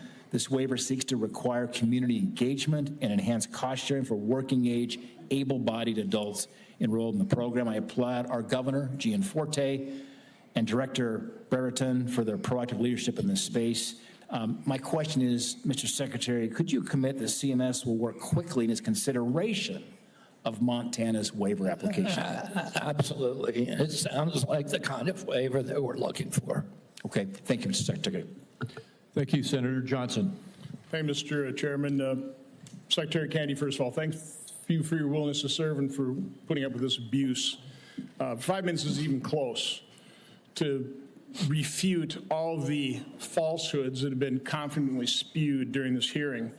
We'll talk about real data here, okay? Well, first of all, thank you for breaking the logjam of information of HHS. My committee's got now over 8 million pages of information. Just in the first tranche, by the way, what we discovered is that the CDC, somebody in the federal health agencies, this interagency communication, hid the signal. They admitted there was a signal on myocarditis, and they hid it. They didn't warn the public. They didn't warn doctors. So that's just one instance of corruption and lies told by the CDC. We've got a lot of others we'll be rolling out, okay? So we held our first hearing in permanent subcommittee investigation on that hiding of the signal of myocarditis. We've heard a lot of studies, okay? As I've looked into science, it's been thoroughly corrupted. Here's data, and I'd like to enter this sheet into the record. I've been publishing this chart for, since really early 2021, when I'm on, for example, talk radio shows and they talk about this, they get deplatformed, or they were, because of all the censorship during the Biden administration. Here's the facts. The VAERS system that was touted in October of 2020, this great safety surveillance system on COVID, a few months later, when they didn't like the results, they started denigrating their own system. But VAERS shows that there have been 38,742 deaths reported on VAERS worldwide associated with the COVID vaccine. 38,742. 9,252 of those deaths occurred on the day of vaccination within 1 or 2 days. Again, I agree with you. Nobody knows how many COVID deaths were because the information was completely corrupted. Nobody knows how many lives were saved by the COVID. I think most people, okay, if you're vulnerable, raise your antibodies, reverse severity, fine. There's not any good study on that. There's just information out there, just claims being made. This is hard evidence. And certainly what I've been advocating for are the injection injured, the childhood vaccine injured. We're going to be holding a hearing next Tuesday on a study done by a high-integrity healthcare facility that shows, that actually looked at vaccinated versus unvaccinated, very high-quality study. I'm not going to steal the thunder of Aaron Seary, who's going to be testifying on this. I think you're aware of this study that shows the vaccinated population far more prone to chronic illness than people completely unexposed to vaccines. That is just one example of how science has been corrupted by the way, the study was conducted, and when they conducted this, oh no, no matter what the results are, we're going to release this. They got the results in 2000. It is yet to be released. We're going to enter that in the record on Tuesday. Do you want to just talk about what you've witnessed in terms of the capture of the agencies that you're now in charge of, the corruption of science, which I believe you just said, that is almost your number one goal, right, is try to bring integrity and credibility back to science, which has been corrupted by the people who pay for it, by federal health agencies being captured by pharmaceutical industries, by big pharma, by big food. Just, I want to give you, I'm sorry, just the last minute to, first of all, defend yourself, but talk about the corruption of science that you're having to deal with and trying to correct. Yeah, I mean, I'll just tell you one example, and I could sit here and give you thousands. But in 2002, CDC did an internal study of Atlanta, Fulton County, Georgia children, and looked at children who got the MMR vaccine on time and compared those to kids who got them later. So in other words, kids who got them before 36 months and kids who got them afterward. The data from that study showed that black boys who got the vaccine on time had a 260% greater chance of getting an autism diagnosis than children who waited. The chief scientist on that, Dr. William Thompson, the senior vaccine safety scientist at CDC, was ordered to come into a room with 4 other co-authors by his boss, Frank DeStefano, who's the head of the immunization safety branch, and ordered to destroy that data. And then they published it without that fact. So you know that story, I know that story, and you know of hundreds of stories like that. It happens all the time. We are being lied to by these agencies, and we're going to change that right now. Letter I received from the Oshkosh business, it would be out of business because of the 50 employee mandate. It's going to be out of business. I just want to enter that in the record as well. Without objection. The committee will take a 5-minute quick break here just to allow just a moment of reset here, and then we'll start right back up again in about 5 minutes.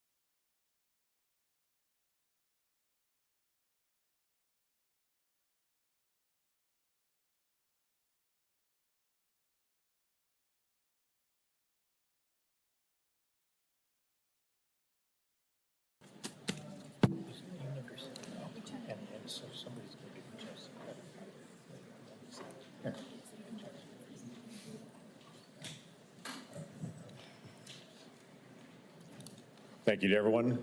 Committee is returning back from recess on this. Senator Whitehouse is recognized for questions. Thank you, Chairman. Mr. Secretary, I want to talk to you about Rhode Island. When you were last sitting there, here's what I said to you. I want to read it back to you because I want it to sink in. CMS has for years maintained a reimbursement system that the bureaucracy could never explain, never justify, that persistently pays Rhode Island providers less than neighboring Massachusetts and Connecticut providers, a difference of 23 and 26% in our regional healthcare market. Rhode Island's healthcare system is bleeding out because we aren't paid what neighboring hospitals and doctors are paid. And the one act that CMS took on this issue years ago was to make it worse. I raised that with you then. I've raised it since with Dr. Oz. I've raised it with CMMI Director Sutton. I would like to get action from CMS on that. One partial avenue of relief for Rhode Island is the AHEAD program. Rhode Island is a willing voluntary participant in the AHEAD program. Coming behind Rhode Island is Connecticut.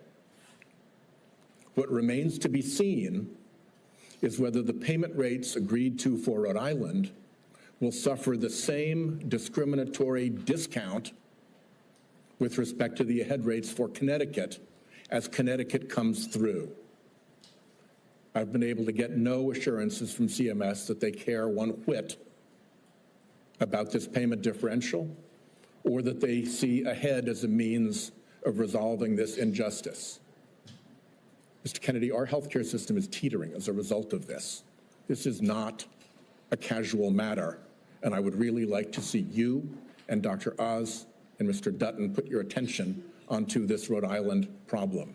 There is no conceivable justification for paying a hospital in Fall River 23% more than Rhode Island Hospital when Rhode Island Hospital provides more and better services, as recognized by the Secret Service, which will take an injured president from Martha's Vineyard to the Rhode Island Hospital Trauma Center, flying right over St. Anne's Hospital in Fall River, yet Fall River gets paid more. It makes no sense, and it has to be resolved. The other problem that I mentioned to you is that I'm now in my 4th round of CMMI directors. It's bloody Groundhog Day, trying to get something done about how end-of-life patients are treated. I'm offering Rhode Island as a willing example of how we can do it better. It is idiotic and cruel to force a family to put their dying loved one through 3 days and 2 nights of a hospital before they can put them in a nursing home. It is equally ridiculous to not allow palliative and curative care to happen together. Providing home care when someone is dying, even if they can still get out of the house or into the yard, is a basic thing to ask. And to have respite care be that somebody comes to the house instead of taking a dying family member to a hospital, that's not even respite. Every single one, Mr. Kennedy, of these waivers has been granted in the past by CMMS and other circumstances. All I want is for somebody to come and work out how we do this in Rhode Island. What is our patient base that we'll do this in, how we put the waivers together. To quote your CMS director, Mr.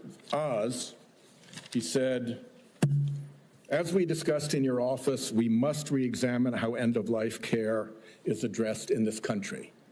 I'm offering Rhode Island as an example of how to make it better. I hope you will concede that right now it is not good. So Senator, I need you to respond to me. You guys know where to find me. I'm up in the Hart Building.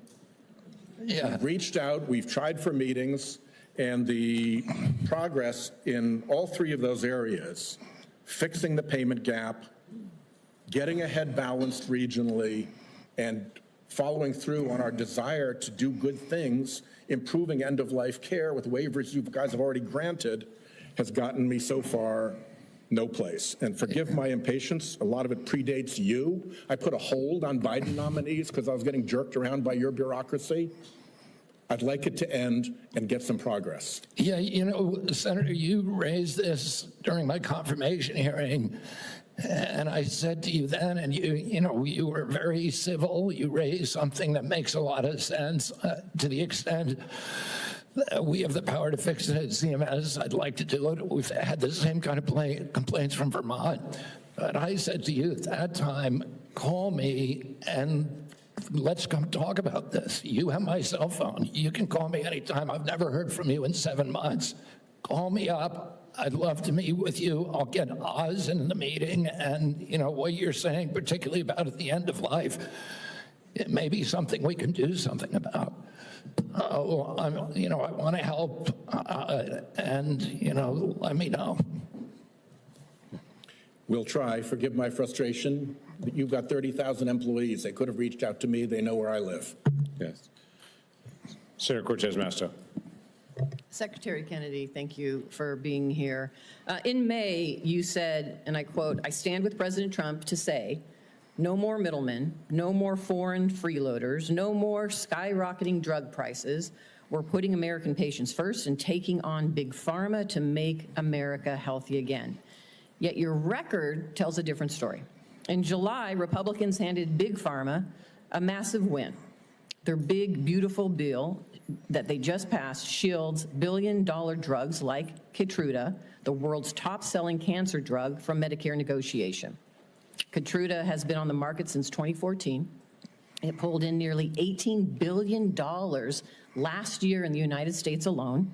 It costs patients up to $175,000 a year, draining Medicare of billions and forcing families into crushing debt or to forego life-saving care. And yet you support the big, beautiful bill. So despite the hype with executive orders and Washington Republicans only drug pricing law days relief for Medicare patients relying on high-cost cancer drugs, meanwhile, Democrats finally have allowed Medicare to negotiate drug prices.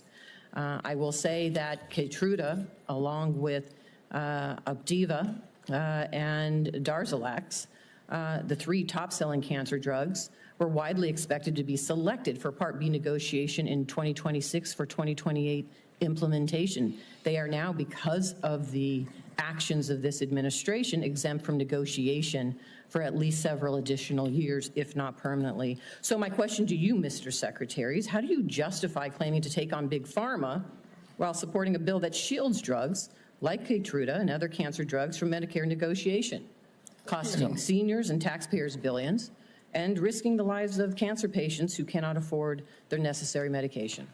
Yeah, Senator, I appreciate the question.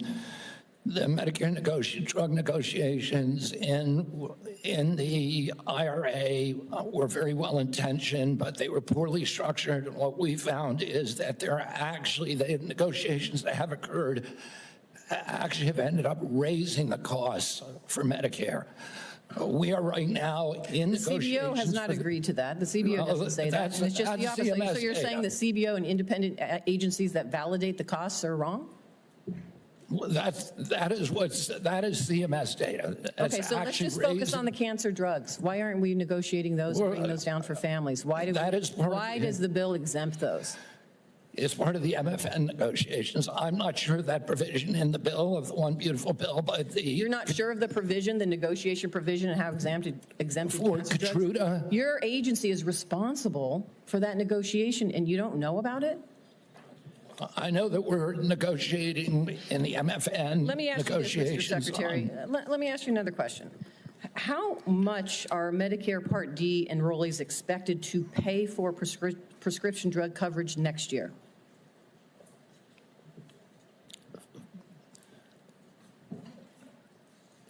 I think that is in debate right now.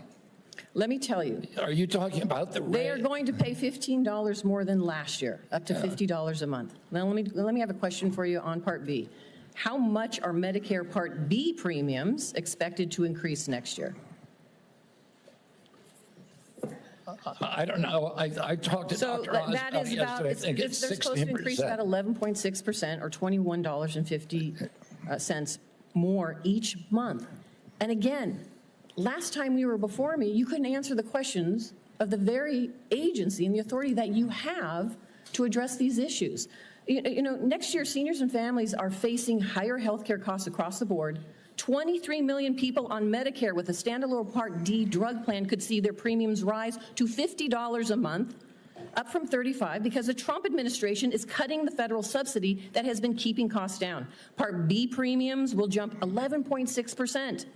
to $206 a month in 2026, one of the largest single-year increases in decades.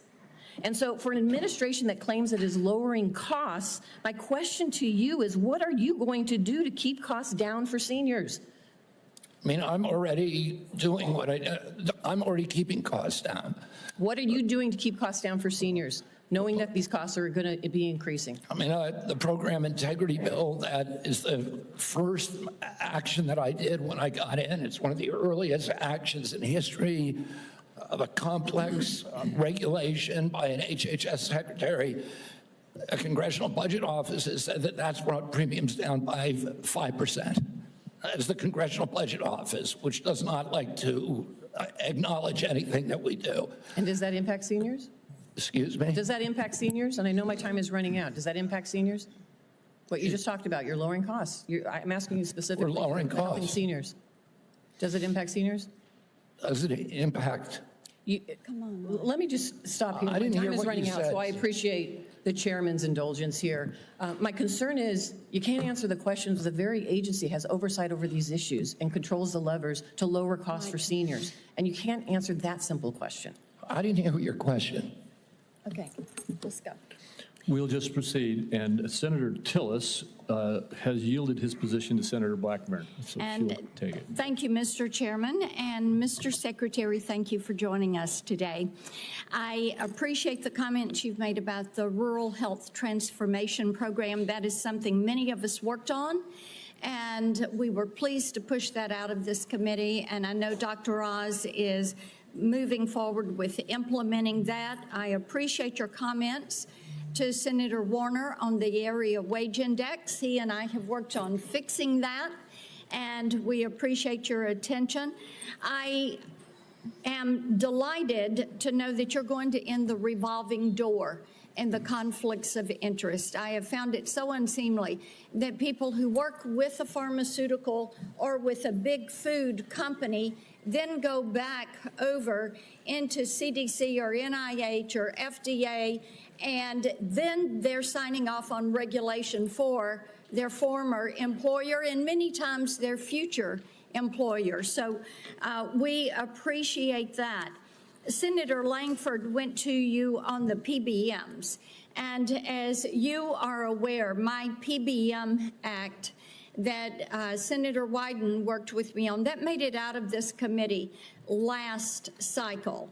And making certain that we keep these rural pharmacies open, making certain that PBMs do not profit above what is their standard service fee, and that they have to disclose all their pricing.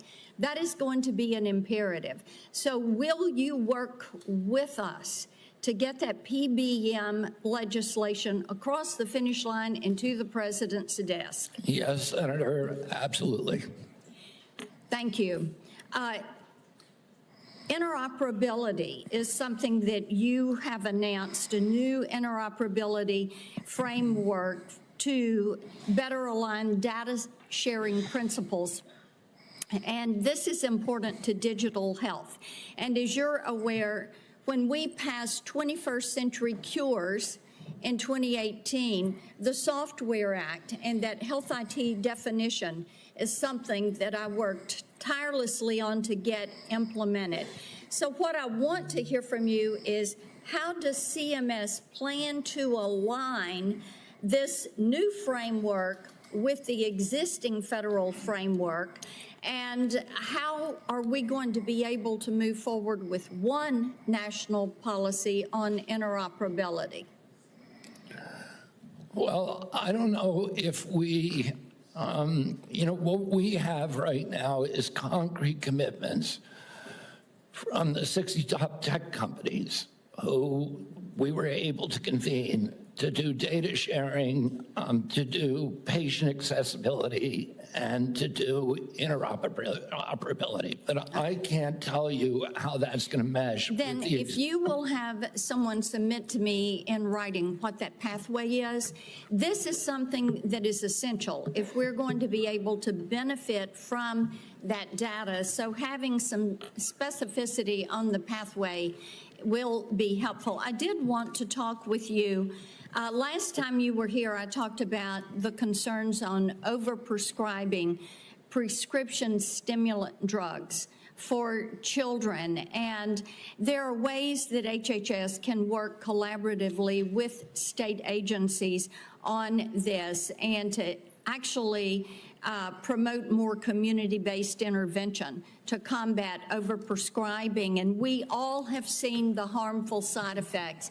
And there's a lot of reporting out there on this and tremendous concern for grandmamas like me who see children and friends of our grandchildren who suffer with this. So I know your team is working on solutions, so you're going to have your Make Our Children Healthy Again strategy that you're going to release, but talk for a moment. We've got 30 seconds left. Talk for a moment on how you can better arm parents with information on the harmful side effects of overprescribing these stimulant drugs. I mean, one of the problems, Senator, is that, we now have 1 out of every 5 kids on these drugs and the antidepressants, even more. And we know very little about the long-term impacts because NIH and CDC have been asleep at the wheel. Right now, we are doing those studies. We're doing extensive studies so that we can warn parents and so that we can force the companies to put labels on their products. And, we'll do whatever we can to show that, just to get data out to the public. That's really what our function is. And to show what the long-term impact of some of these drugs is. Are we actually preventing suicide or are we creating more suicide? And that's something that we don't know the answer to, which is, how did these drugs become so common in our society without us even knowing the answer to those questions? That is malpractice at these agencies, and that is the malpractice that I am going to fix. Thank you. Thank you. Senator Warren. Thank you, Mr. Chairman. So last November, while you were under consideration to become Secretary of Health and Human Services, Mr. Kennedy, you said, quote, if vaccines are working for somebody, I'm not going to take them away. No exceptions, no ifs, ands, or buts.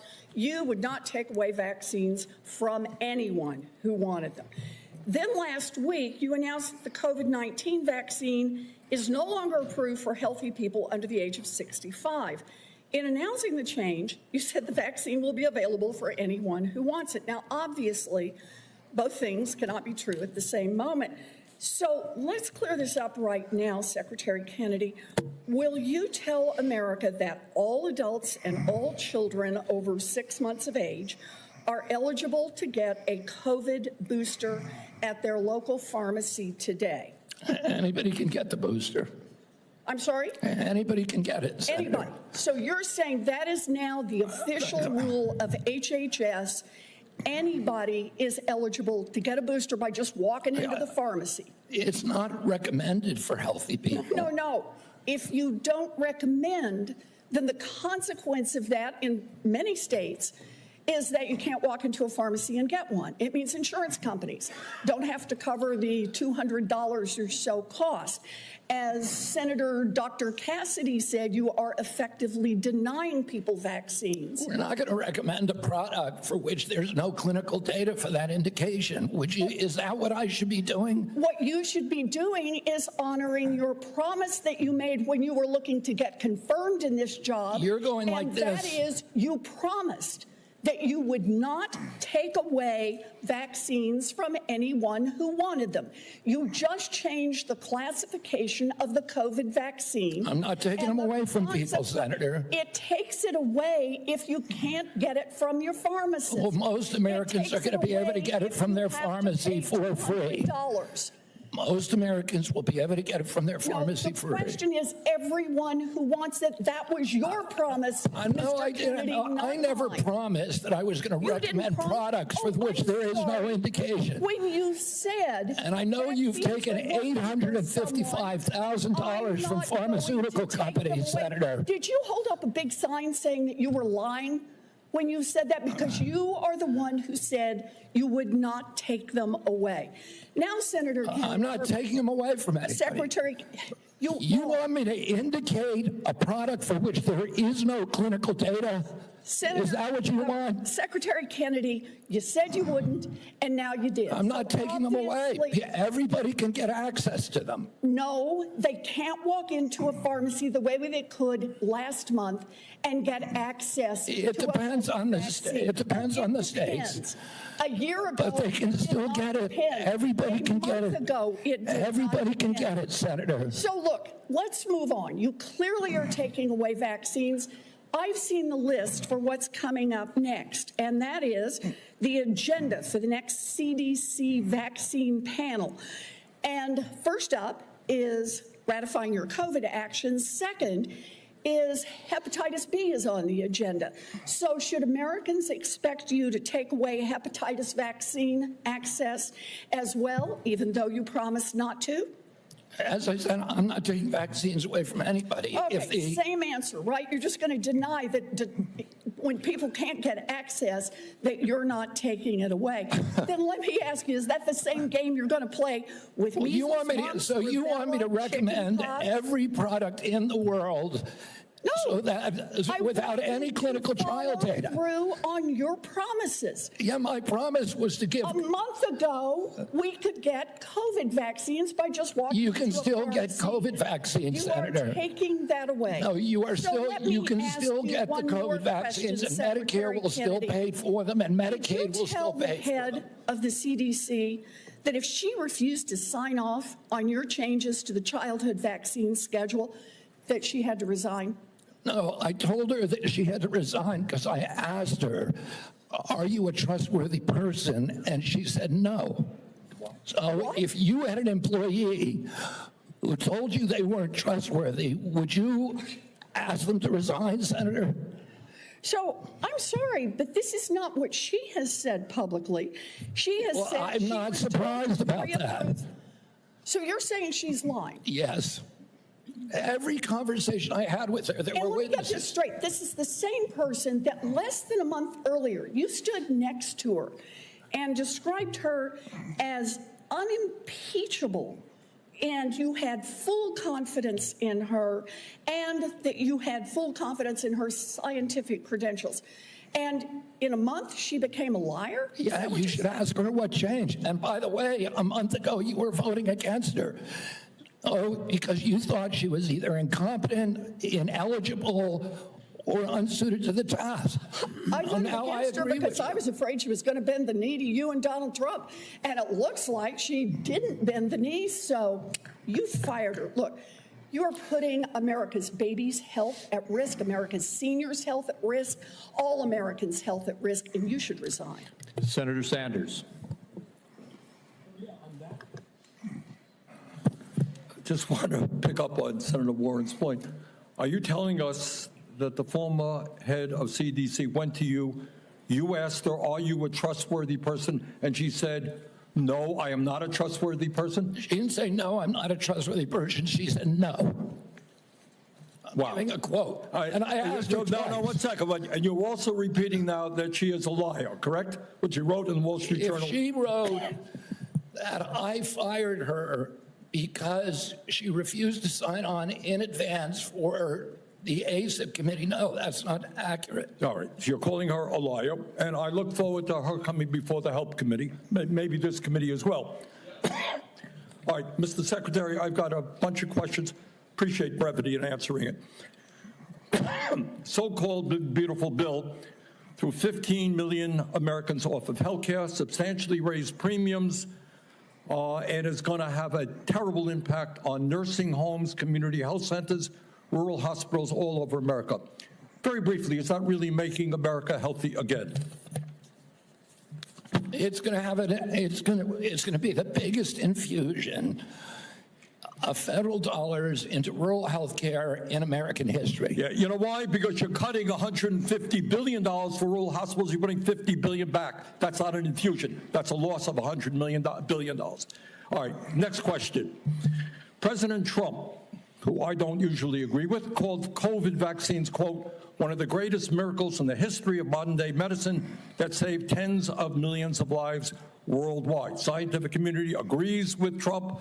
Lancet study found that it prevented almost 20 million deaths during their first year of use. Secretary Kennedy, are President Trump and the medical community right, or do you still believe that the COVID vaccine was, quote, the deadliest vaccine ever made? No, first of all, I didn't say that. Oh, I said that in terms of affairs reports a while ago. I've said today, I think that President Trump should get the Nobel Prize. So who's right? Is Trump in the medical community right, or are you right? President Trump did an extraordinary piece of leadership. Is he right or wrong? Did COVID save millions of lives? As I said, he got Americans back to work. At that time, that particular vaccine was perfectly matched to the virus that was circulating then. And I have no idea how many lives it saved, but it saved quite a few.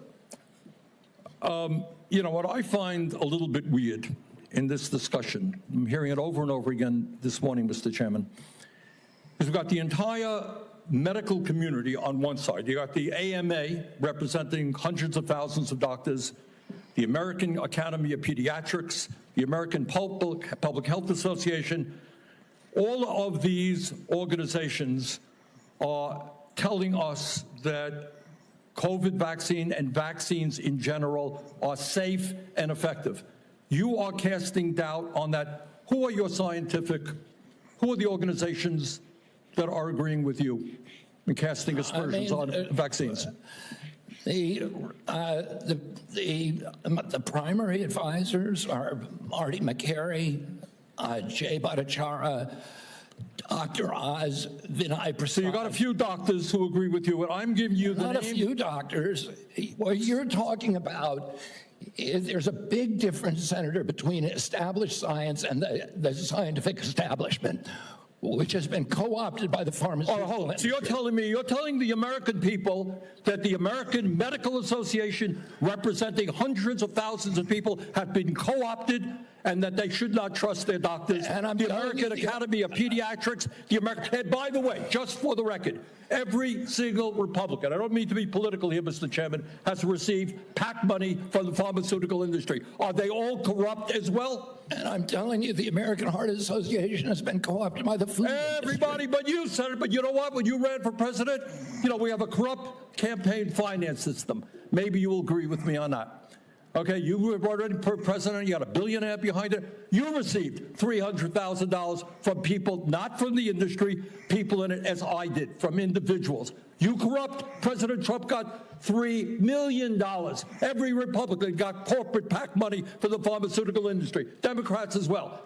Everybody is corrupt, but you? Is that what we're looking at? I don't think so. And I think the issue now... I don't even know what you're talking about. Well, I think you do know what I'm talking about. I don't know what you're talking about. The issue is every time anyone disagrees with you... Are you saying the pharmaceutical industry was supporting my presidential campaign? No, I'm saying... I don't think no, so. I'm not saying that. I'm saying that the pharmaceutical industry is a greedy institution which is charging us the highest prices in the world. They are pervasive.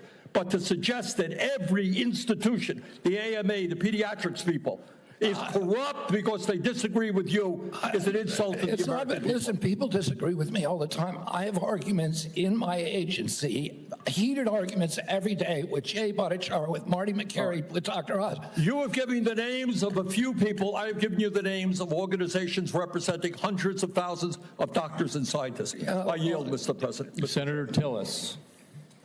Thank you, Mr. Chair. Secretary Kennedy, thank you for being here.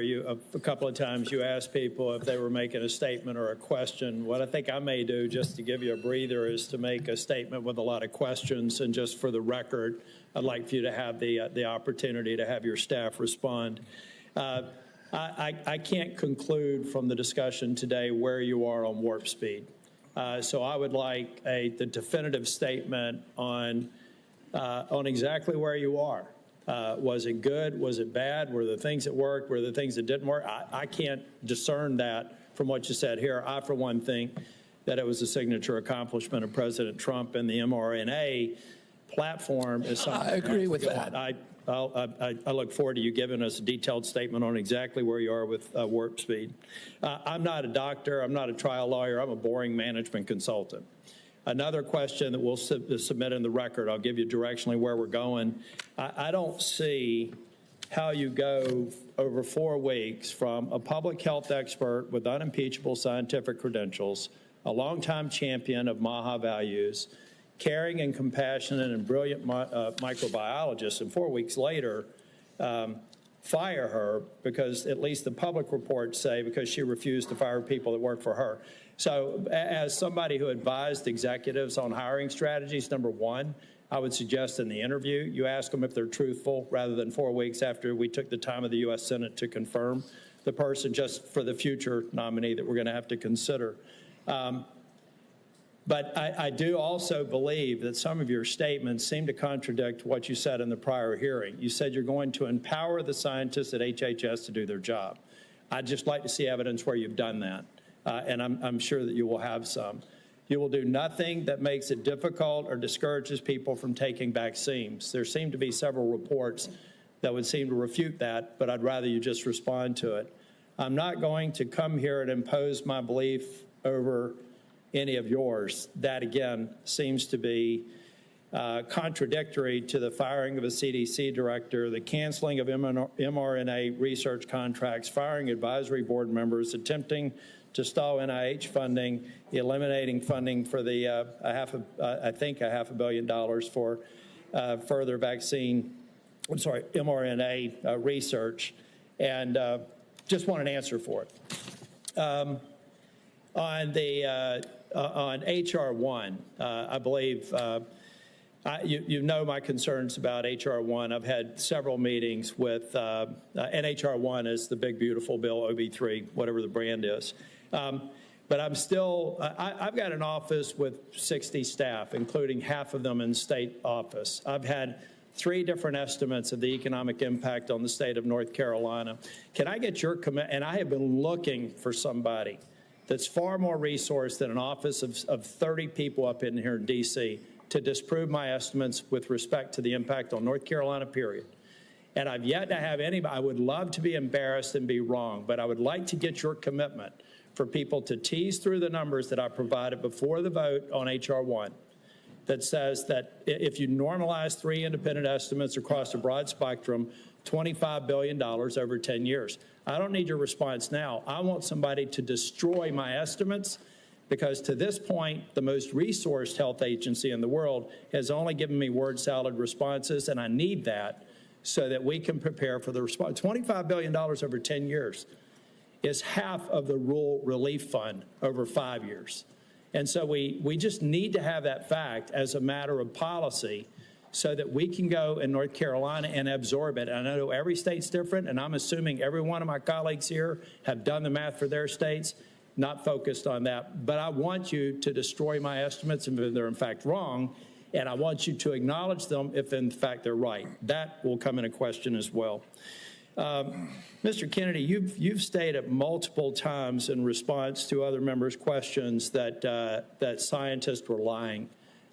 We'll go back to the record in cases where you've said that. I'd just like to see the scientific evidence to substantiate that. I'm going to stipulate that you were honest and you had research behind it. We'll go back and figure out what scientific studies you believe are founded on lies and not scientifically viable. And then finally, I just want to give you an opportunity. Apparently in the exchange with Senator Bennett, you said you agreed with Dr. Levy's statements, who said that the mRNA vaccine caused serious harm, including death, particularly in young people. They said you agreed with that comment. Did you agree with that comment or not? I think that's true, yes. Okay, thank you. Thank you, Mr. Chair. Thank you, Mr. Tillis. We now have Senator Smith. You're recognized. Thank you, Mr. Chair. So, Mr. Kennedy, I have sat here for the last many minutes, and listened carefully to your testimony. And I think actually Senator Tillis laid out so many of the ways that what you have said has contradicted yourself and others. It's, I mean, I don't even know where to start. So I'm going to start here. Over the last 8 months, you have claimed to make America healthy again. But in actual fact, you have led the charge in the Trump administration to destroy what is best in our healthcare system. And your denials and your evasion and your lies here do not change that. You are the Secretary of the Health and Human Services, yet you're trafficking in these fringe idea and discredited theories that are completely out of step with the scientific consensus. And you seem to be willing to say anything in the moment, even if it's untrue. So last time you were before Congress, Secretary Kennedy, you claimed, and I quote, "I have never been anti-vax. I have never told the public to avoid a vaccination." But in a podcast, you said the opposite. You said there's no vaccine that is safe and effective. So that sure sounds anti-vax to me, Secretary Kennedy. So let me ask you, when were you lying, sir? When you told this committee that you were not anti-vax, or when you told Americans that there's no safe and effective vaccine? Both things are true. Oh, so more denial, more back and forth. I mean, here's what I know. Here's what I know. You want me to explain why, Senator? You just No, want actually, I want you to listen to me. Okay, go ahead. I want you to listen to me, because I've been listening to you. You said that ACIP is an independent panel after you stocked it with your picks. You said that you want evidence-based science, but it seems that what you mean is evidence that supports your view, not the scientific consensus. I mean, you dared to sit there and call my colleague from New Hampshire a liar when she presented you with facts that don't support your view of the world. It's incredible. But let me move on. Just last week, in the days after the tragic shooting at Annunciation Catholic School in my home state of Minnesota, you went on Fox News blaming school shootings on antidepressants. You have no evidence of that because you have no evidence of a connection. And you want to talk about... You're just saying something. You're just making stuff up. You know, this is what you say, right? Secretary Kennedy, when someone presents you with information that does not fit... I did not blame that shooting. I have no idea whether... I have no idea, and I never said that. You're making it up. You're twisting. Yeah, you are. Secretary you are being Kennedy, dishonest right now. If you want to talk about mental health and gun violence in this country... If you want to talk about mental health and gun violence in this country, we should be talking about that, because that's what the parents of Annunciation School You don't want to talk. You want to harangue, and you want to you want to have partisan politics.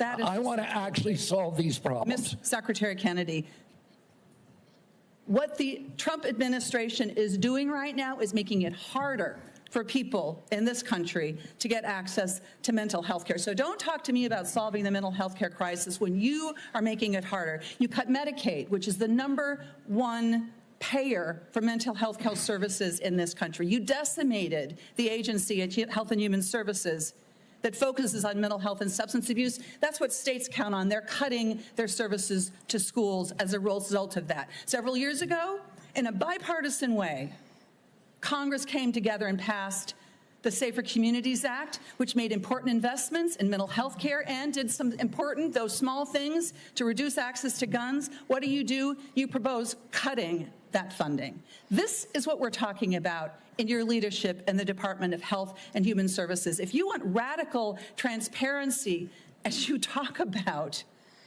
I mean, take a look at what you are doing. And, you know, I've heard a lot about MAHA today while we've been here. There's a lot of Americans, Secretary Kennedy, who trust you, who believe what you say, especially when you say you're standing up to corruption. And I think that they need to know, you apparently have a lot of influence with President Trump. Did you ask him not to roll back these regulations that are stopping the big corporations from dumping heavy metals and endocrine disruptors into our soil and water? I mean, there's no evidence that you have been even opposing that. Did you do anything to stop the Trump administration from rolling back this handout to Big Pharma that makes it easier for the big drug companies to charge more for cancer drugs? No, you presided over that. I mean, it's stunning, really, what's happened over the last 8 months. It's stunning to me. And I just hope that in this moment, our colleagues, there's hardly anybody left in this room, are going to think about what it is that you've done, what your legacy is going to be at the Health and Human Services Agency, and pay attention to the damage that is being done here. Senator Marshall. All right. Thank you, Chairman, and welcome, Mr. Secretary. One of your themes for the CDC is transparency. And I think when I hear you talk about transparency, I think part of that is sharing what you know, what the CDC knows with parents so that they can make decisions. Behind me, yeah, I know it's going to be hard to see from there. I can barely read it. This is the current CDC recommendations for vaccines for children. On day number 1, they get their first jab, a hepatitis vaccine. By the time they're 18 months, they've had 18 jabs. By the time they get to be old enough to vote, they have 76 jabs. Now, when I listen, what I hear you say is that, look, vaccines are drugs. We need a measured response and a measured, when do we use this? It's interesting that the United States has put age 65 and older for COVID vaccine. UK has chosen 75 and France 80. Obviously, scientists disagree exactly when that should or shouldn't be. You know, hepatitis B vaccine, it makes no sense to me. I've only delivered 5,000 babies, but we do a hepatitis test on every mom. By the time she delivers that baby, I know her pretty well.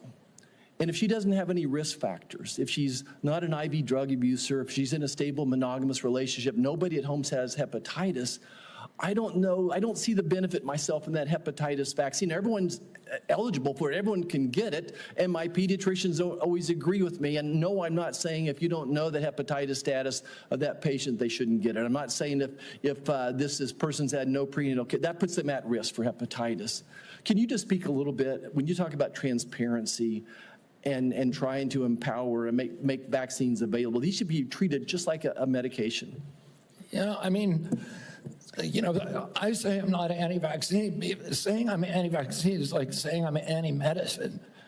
Well, I'm pro-medicine, but I understand some medicines harm people. Some of them have risks.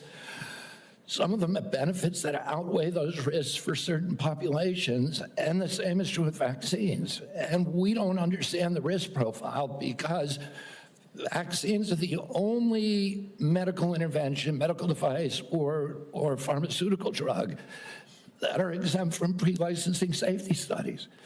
And so there are 2 hepatitis vaccines, and one of them had a safety study that lasted for 4 days on 143 kids for a product that's going to be given to 76 million kids. Yeah. The risk profile prior to the introduction of the vaccine, the risk of a baby dying from hepatitis B was 1 in 7 million. That means you need to give 7 million hepatitis B vaccines to prevent 1 death if you're going to give 7 million. So, Mr. Secretary, and I guess before the press labels me wrong, I'm not anti-vax either. I think MMR's been a great vaccine. The DPT's been a great vaccine. Polio's been a great vaccine. Smallpox. So there are great, but it's the measured approach that we're after, the transparency. You're trying to empower parents here. What I feel the difference is, sometimes my friends across the aisle feel like there's a one-size-fits-all, that they should be telling parents what to do. And what you and I are fighting for is we want to empower parents to make these decisions. I want to talk about morbidity and mortality of COVID for just a second. It is so true that 2 things can be true, and I don't understand why, just the rabbit hole some of my colleagues are going down. There's a big difference. When I was out there practicing, doing volunteer work, I was so confused myself on the numbers. People dying with COVID versus from COVID. And we still don't have that message. And I think that's what I hear you saying as well. How many people died from COVID versus with COVID is a different answer. The situation today is so different when this monster virus was made in a laboratory in Wuhan, China, and none of us had ever seen this virus, and we had no immunity to it. But today, every American's had COVID a dozen times probably, and we built up immunity. I think that's why both things are true. It was a miracle. Warp speed was a miracle, what President Trump and his team did, and it saved millions of lives most likely. But it's also true that it probably killed some people. Like most vaccines do, there is a death rate associated. So both things are true. Anything else you want to clear up on the morbidity, mortality of COVID and COVID vaccines? Well, I think you just cleared it up. You know, The COVID vaccine was critical. President Trump's leadership got it to us when our society was locked down. It allowed us to open up. It was, as I said, perfectly matched to a virus that was new in the experience of humanity. And so it was a miracle. Right now, we're dealing with completely different circumstances, where the virus has mutated, where it's much less dangerous, where there's a lot of natural immunity and herd immunity. And so the calculus is different, and it's complicated. And, if you just want to turn everything into a soundbite, it makes it, you can't have a grown-up conversation. But, there were more reports to VAERS, which is the only surveillance system that we have, of injuries and deaths from that vaccine than all vaccines put together in history. So we have to acknowledge that there was a cause. We acknowledge that there was a benefit. We can't quantify either one because of the data chaos at CDC, and that's all I'm saying. And they think I'm being evasive because I won't make a kind of a statement that's almost religious in nature. Did it save 1 million lives? Well, there's no data to support that. Or maybe data, there's no study, there's modeling studies, there's faulty data. I'm not going to sign on to something if I can't do it to a scientific certainty. It doesn't mean that I'm, anti-vax. It just means I'm pro-science. Thank you. I yield back. Thank you. Senator Lujan. Thank you, Mr. Chairman. Secretary Kennedy, Dr. Daskalakis, who recently resigned as director of the National Center for Immunization and Respiratory Diseases, his resignation letter stated he and his team were never allowed to brief you. I'm curious who you're listening to, since it's clear you're not listening to qualified experts like Dr. Daskalakis. Can you give the committee the name of the person? I don't consider Dr. Daskalakis. Mr. Secretary, the question that I have for you is, can you give the committee a name of who you're getting briefed by? I'm getting briefed all the time by CDC. Just a name. Dr. William Thompson's one name. Thank you very much, sir. Now, but I can get you a whole list of other. It's on my schedule. Mr. Secretary, that's not a hard question. You know a lot of answers. I'm not being evasive. Okay, then you answered it. Let's go on. Now, you said that you're soon going to release a study claiming to reveal the cause of autism, timed unsurprisingly with the upcoming ACIP meeting to justify taking vaccines from Americans. Now, as you know, autism affects millions of children. So I guess you'd have the nation's top medical experts working on this. Mr. Kennedy, you hired a man named David Geyer to conduct this study. Is that correct? No. Is Mr. David Geyer working for HHS? He's a contractor, but he's not conducting a study. He's a contractor? He's a contractor. Do you know who works for you, Mr. Kennedy? Yeah. Do you know that Mr. Geyer is listed as a HHS on the employee directory as a senior data analyst, not a contractor? He's a contractor. He's not an SGE. So is your website wrong? He's not an SGE. I don't know what. I'm going to pull up the website for you. He's a contractor. If the website says he is a senior data analyst, will you at least admit to the committee? Well, I don't know if wrong? a contractor can be classified as a senior data analyst or not. Is Mr. Geyer a doctor?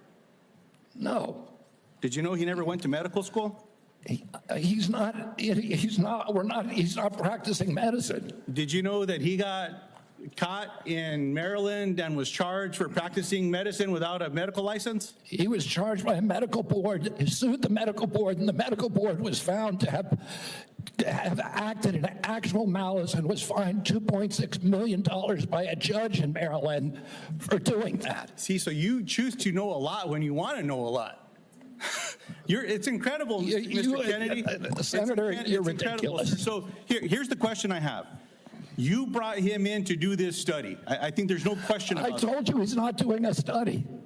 Is he participating in the study? No. Is he doing any analysis in regards to this study? No. What he's doing is getting access to the Vaccine Safety Data Link, which is the biggest repository for vaccine information that your friend would not give us for 7 months. For Mr. 7 months. Secretary, let me ask you this question, just because you know the answer.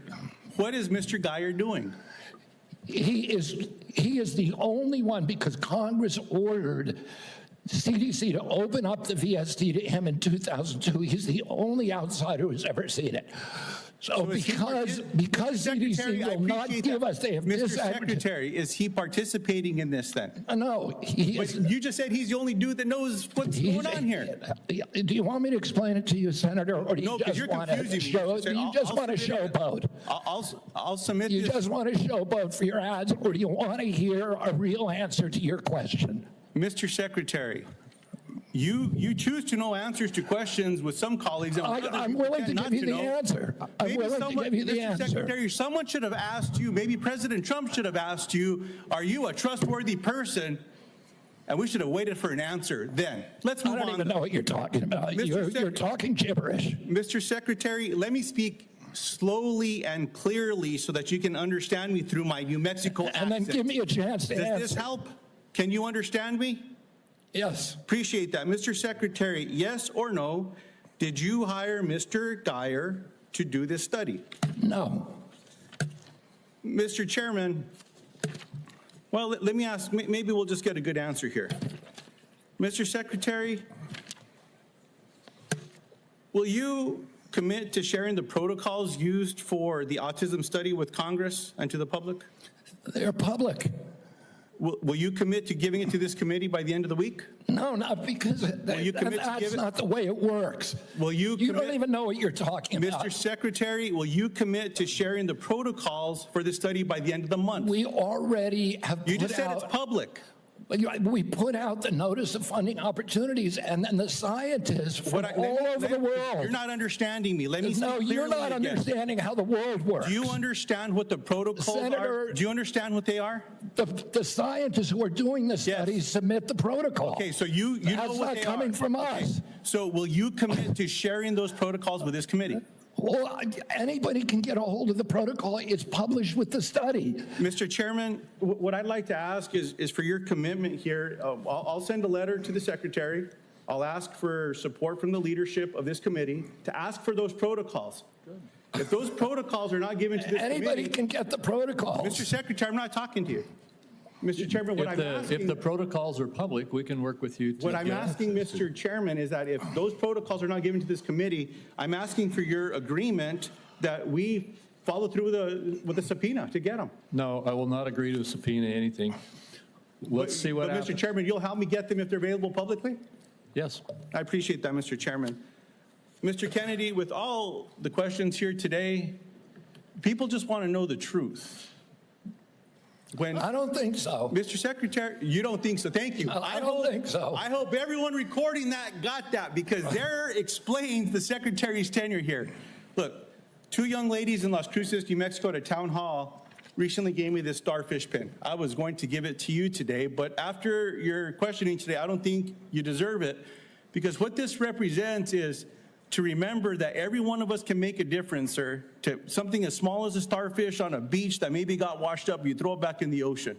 You might not save them all, but you can save one. I'm sorry that you're not worthy of this. Nice little pin, sir, is a nice reminder. I'm going to pray for you, Secretary Kennedy. I hope we do better. I want you to do better. But today was a failure for you, man. I yield back. Senator Warnock. Thank you, Brother Chair. Less than a month ago, we received the heartbreaking news that a gunman opened fire at the CDC campus in Atlanta, Georgia. This obviously is my neck of the woods. This is heart-wrenching for all Americans, but for those of us especially who live in that area. A DeKalb County police officer, David Rhodes, was killed. The shots hit buildings on campus in at least 180 places, narrowly missing the CDC's daycare center. Law enforcement recovered nearly 500 shell casings. Clearly, he came to do a lot of damage. It's a miracle, and thanks to the quick action of Metro Atlanta and state law enforcement, more people were not killed. The Georgia Bureau of Investigation announced that prior to the attack, the gunman expressed discontent with the COVID vaccine and, quote, wanted to make the public aware of his distrust of the vaccines. Secretary Kennedy, I assume you are aware of these disturbing reports of the gunman's motives? Yes. And, I understand that some people may have concerns about new medical breakthroughs, but those people don't have the world's top medical experts working under them. You've been over HHS for 7 months now. Have you ever been briefed by CDC's career immunization officials to discuss your concerns? And by the way, every member of this panel has criticized President Trump and demonized him. Have you ever been briefed? Are you complicit in the assassination attempts on President Trump? Sir, I'm asking the questions. You are the witness. It's a simple yes or no question. Have you ever been briefed by CDC's career immunization officials to discuss their concerns? Yes, I have. What was the answer? Yes. You have been briefed by CDC officials, the career immunization officials, to express your... The senior vaccine safety scientist, for example. Have you ever been to the CDC as secretary before the shooting on August 8th? Have I ever been there as secretary? Have you been there as secretary before the shooting? No. Okay. Let's return to the shooting and the aftermath. Secretary Kennedy, I'm about to ask you a series of yes or no questions about the events of the past month, and I would appreciate just a yes or no response. You called Dr. Manarez to your office on August 25th for a meeting. Is that correct? Yes or no? It could be. I just don't know the date. I'd have to check my calendar. Was Jim O'Neill the man you just appointed as acting director of CDC in the room on whatever date you met with him, since you can't recall? Was he in the room when you met with Dr. Manarez? In that meeting, did you criticize Dr. Manarez for her statements to CDC following the shooting where she said, quote, misinformation can be dangerous? I don't believe so. I have no recollection. You don't believe you criticized her? Oh, I criticized her. Did you criticize her? Not for that. Did you criticize her? I don't even. Did you criticize her for her statements to CDC workers following the shooting? Did I what? Did you demand that she fire career scientists or public experts at the CDC? Yes. Did you demand that she accept the recommendations of your hand-picked vaccine advisory panel without further review by career CDC scientists? No, I did not. You didn't ask for her commitment ahead of time that she would accept the recommendations from the advisory panel? You're denying what that? I asked her about is she had made a statement that she was going to not sign on, and I wanted clarification about that. Did you tell her to accept the advisory panel's recommendations? I told her I didn't want her to have a rule that she's not going to sign on to it. Did you say that the CDC was, quote, the most corrupt federal agency in the history of the world? Not the history of the world, but definitely within HHS. Did you say that? I did not say that, but I did say it's the most corrupt agency at HHS, and maybe the government. So you called the CDC corrupt. Did you say that CDC staff are, quote, horrible people? Horrible people? Did you say that they're killing children and they don't care? No. Okay, I think that we all have a history of listening to you and these answers, but you're on the record for a number of these statements. Despite your lack of credentials and expertise, clearly you have an agenda. It is a threat to the public health of the American people. It's clear that you are carrying out your extremist beliefs, which is why you attempted to fire Dr. Manarez. We're the sickest people in the world. We're the sickest people on earth. I'm speaking. How am I a threat? Secretary Kennedy, for the first time, we're seeing deaths from children from measles. We haven't seen that in 2 decades. We're seeing that under your watch. You are a hazard to the health of the American people. Can I respond to that, Senator? No, I claim back my time. We need to wrap up. You are a hazard to the health of the American people. I think that you ought to resign. And if you don't resign, the President of the United States, who put forward Operation Warp Speed, which worked, should fire you. Thank you so much. Senator Welch. Mr. Chairman, thank you. I want to sum up, and I want to make 3 points. First, we have a healthcare affordability crisis in this country. And second, Secretary Kennedy's policies is making that affordability crisis worse, not better. And third, Mr. Chairman, the United States Senate is not doing its job. Healthcare. Citizens of the United States, our employers, our taxpayers, and our families pay the most and get the least. That has been persistent and chronic, and it's not being addressed, it's being aggravated. Let me be specific. In Vermont, a family of 4 that makes $82,000 in income with premium support on Obamacare now pays $6,970 for their health care premium. That is going to increase $23,000 to $30,000. That is unaffordable, it's shocking, and it's cruel.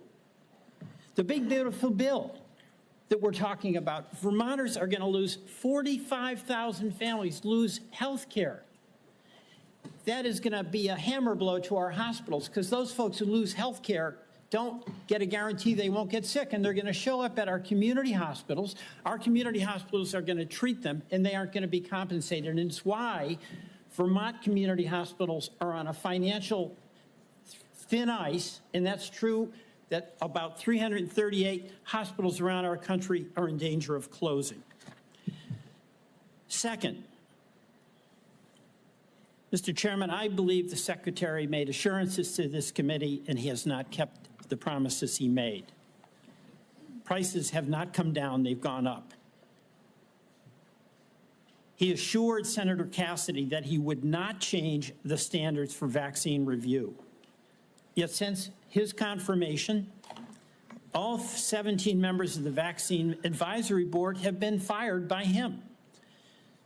He has limited the use of COVID-19 vaccine, and he has inexplicably canceled $500 million in vaccine research and funding. So, you know, I'm not surprised. Stephen Miller credited you with being the crown jewel of the cabinet.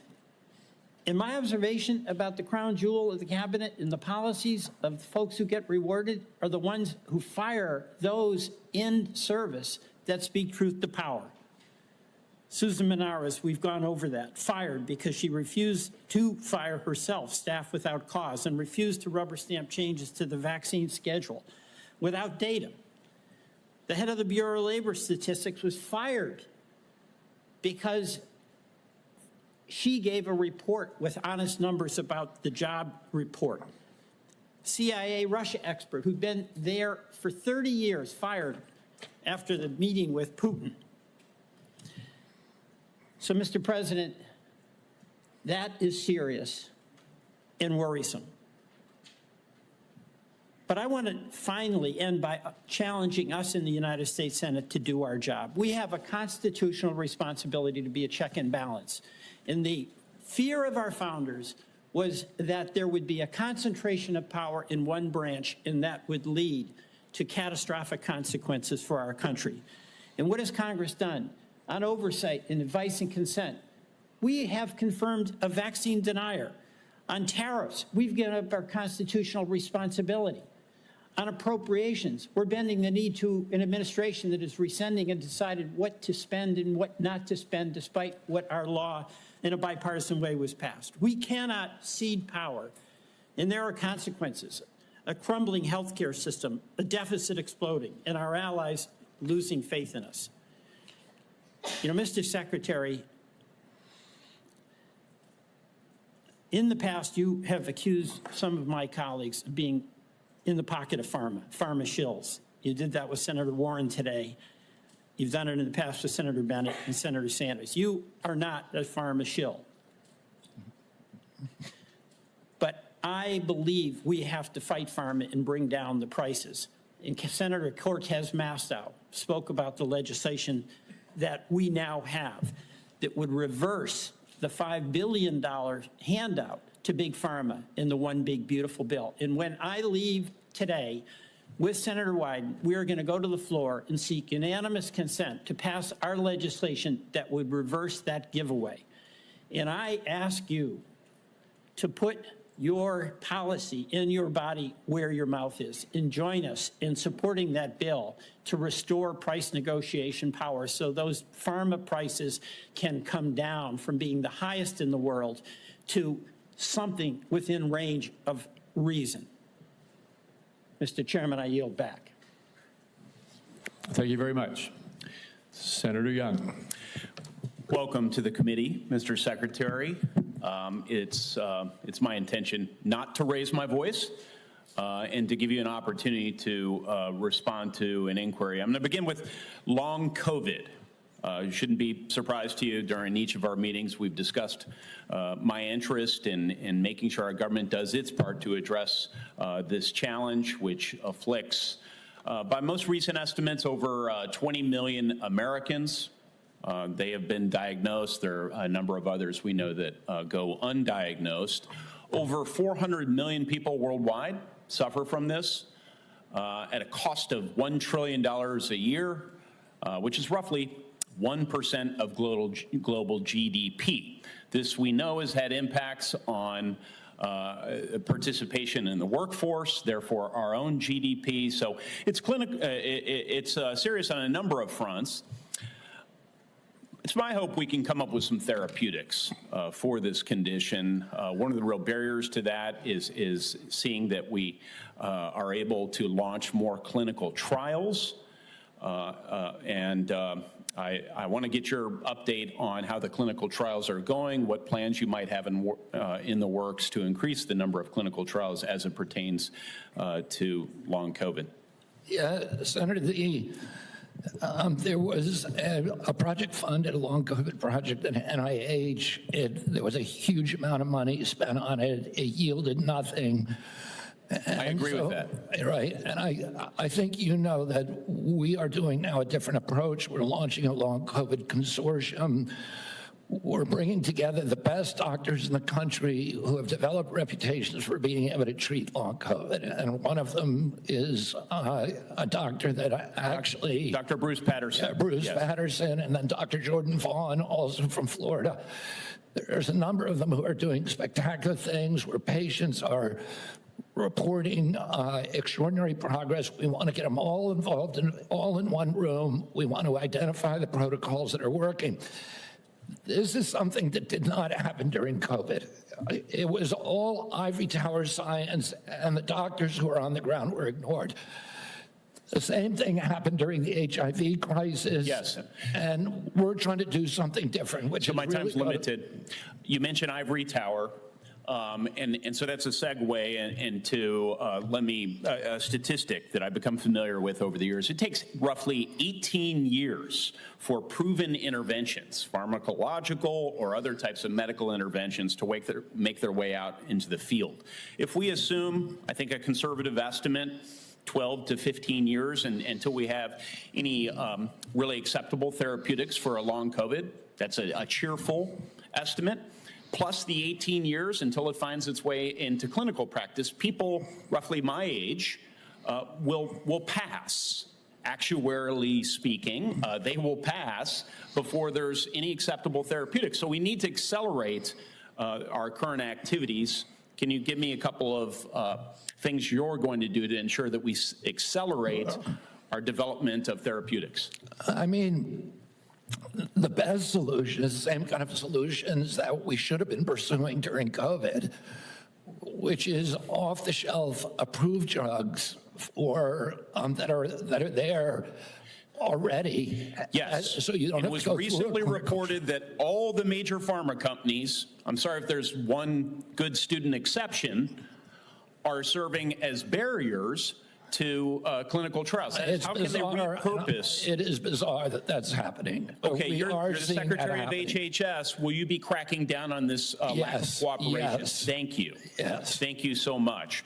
Will you also be exploring research partnerships with other countries, seeing as I've established this is a global challenge? Yes. Okay. And that's what we should have done during HIV. It's what we should have done during COVID. Yes.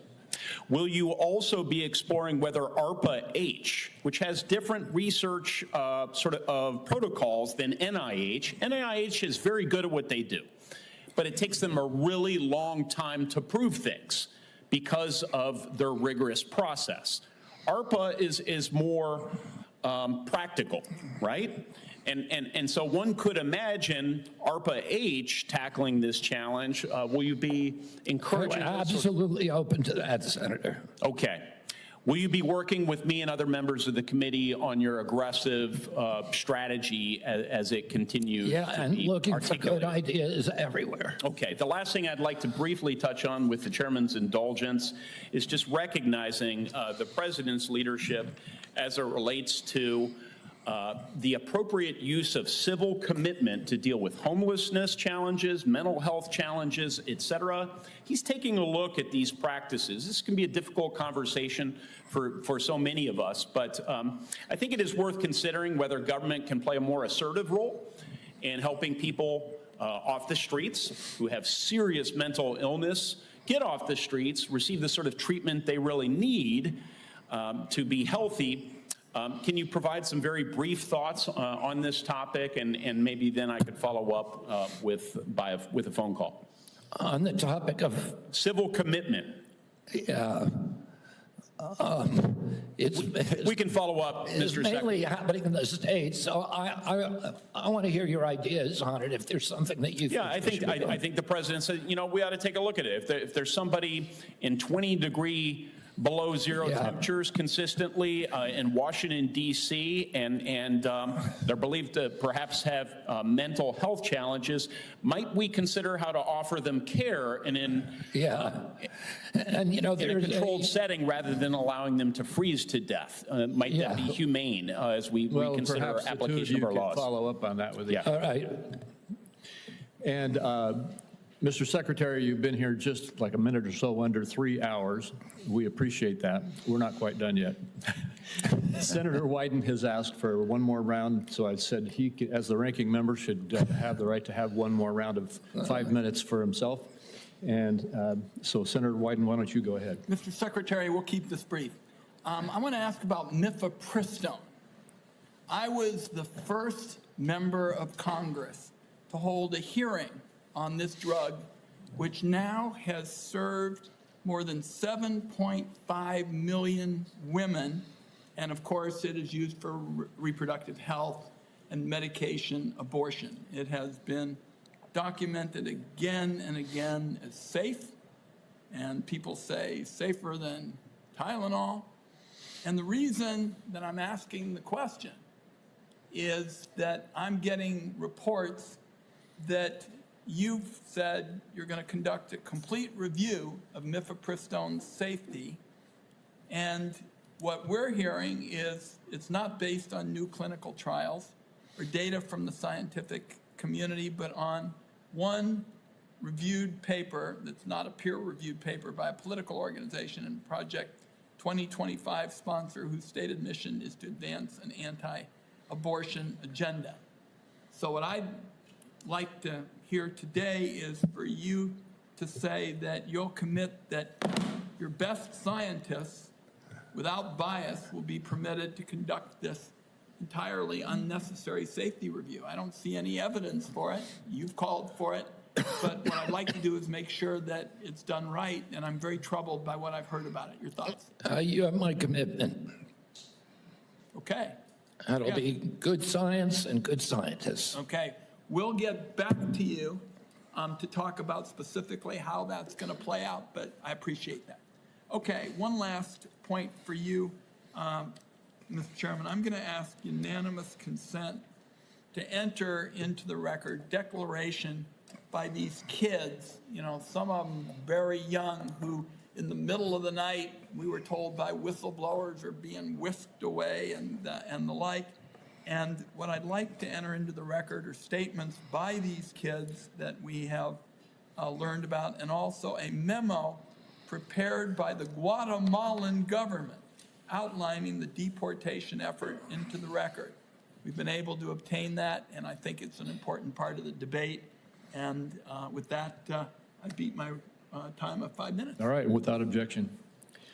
Thank you very much, Senator Wyden. And we are now at the point where I'll just make a couple of very brief personal closing remarks, and then I've decided, Mr. Secretary, you know, I said at the outset of this hearing it was going to be some partisan battling going on. That is something that is very obvious to anybody who's paid any attention to what's happened in the last 3 hours. There were several times that you were cut off or I had to cut you off because we needed to keep moving along. And I'm not suggesting that you need to or should, but if there's anything that you felt you didn't have a chance to say, if you could briefly say it now, or if you would like, you'll have the opportunity to submit written responses to questions, which I'm going to reference in a minute, and you could make any further statements that you would like to make at that point. But I think I'll have mercy on everybody here and let us adjourn. All right. Wise choice. Let me just say now that senators will be allowed to submit questions to you for the record by next Thursday, September 11th, by 5 p.m. And I just want to say, Mr. Secretary, during former Secretary Becerra's tenure, responses to these kinds of questions for the record were not delivered in a timely manner. And the example I'm going to give you is that on March 22, 2023, he got questions. He answered in February 22, 2024, 11 months later. A year seems excessive. And I'm going to ask you and your team to not follow the precedent set by Secretary Becerra, and instead to respond as promptly as you can to the questions for the record that you receive. I asked that of every single nominee, and you may or may not recall, you've probably already told me you would do that in your nomination hearing. But with that, once again, to my colleagues, the deadline for submitting these questions for the record is September 11th at 5 p.m. And hearing nothing further, this hearing is adjourned.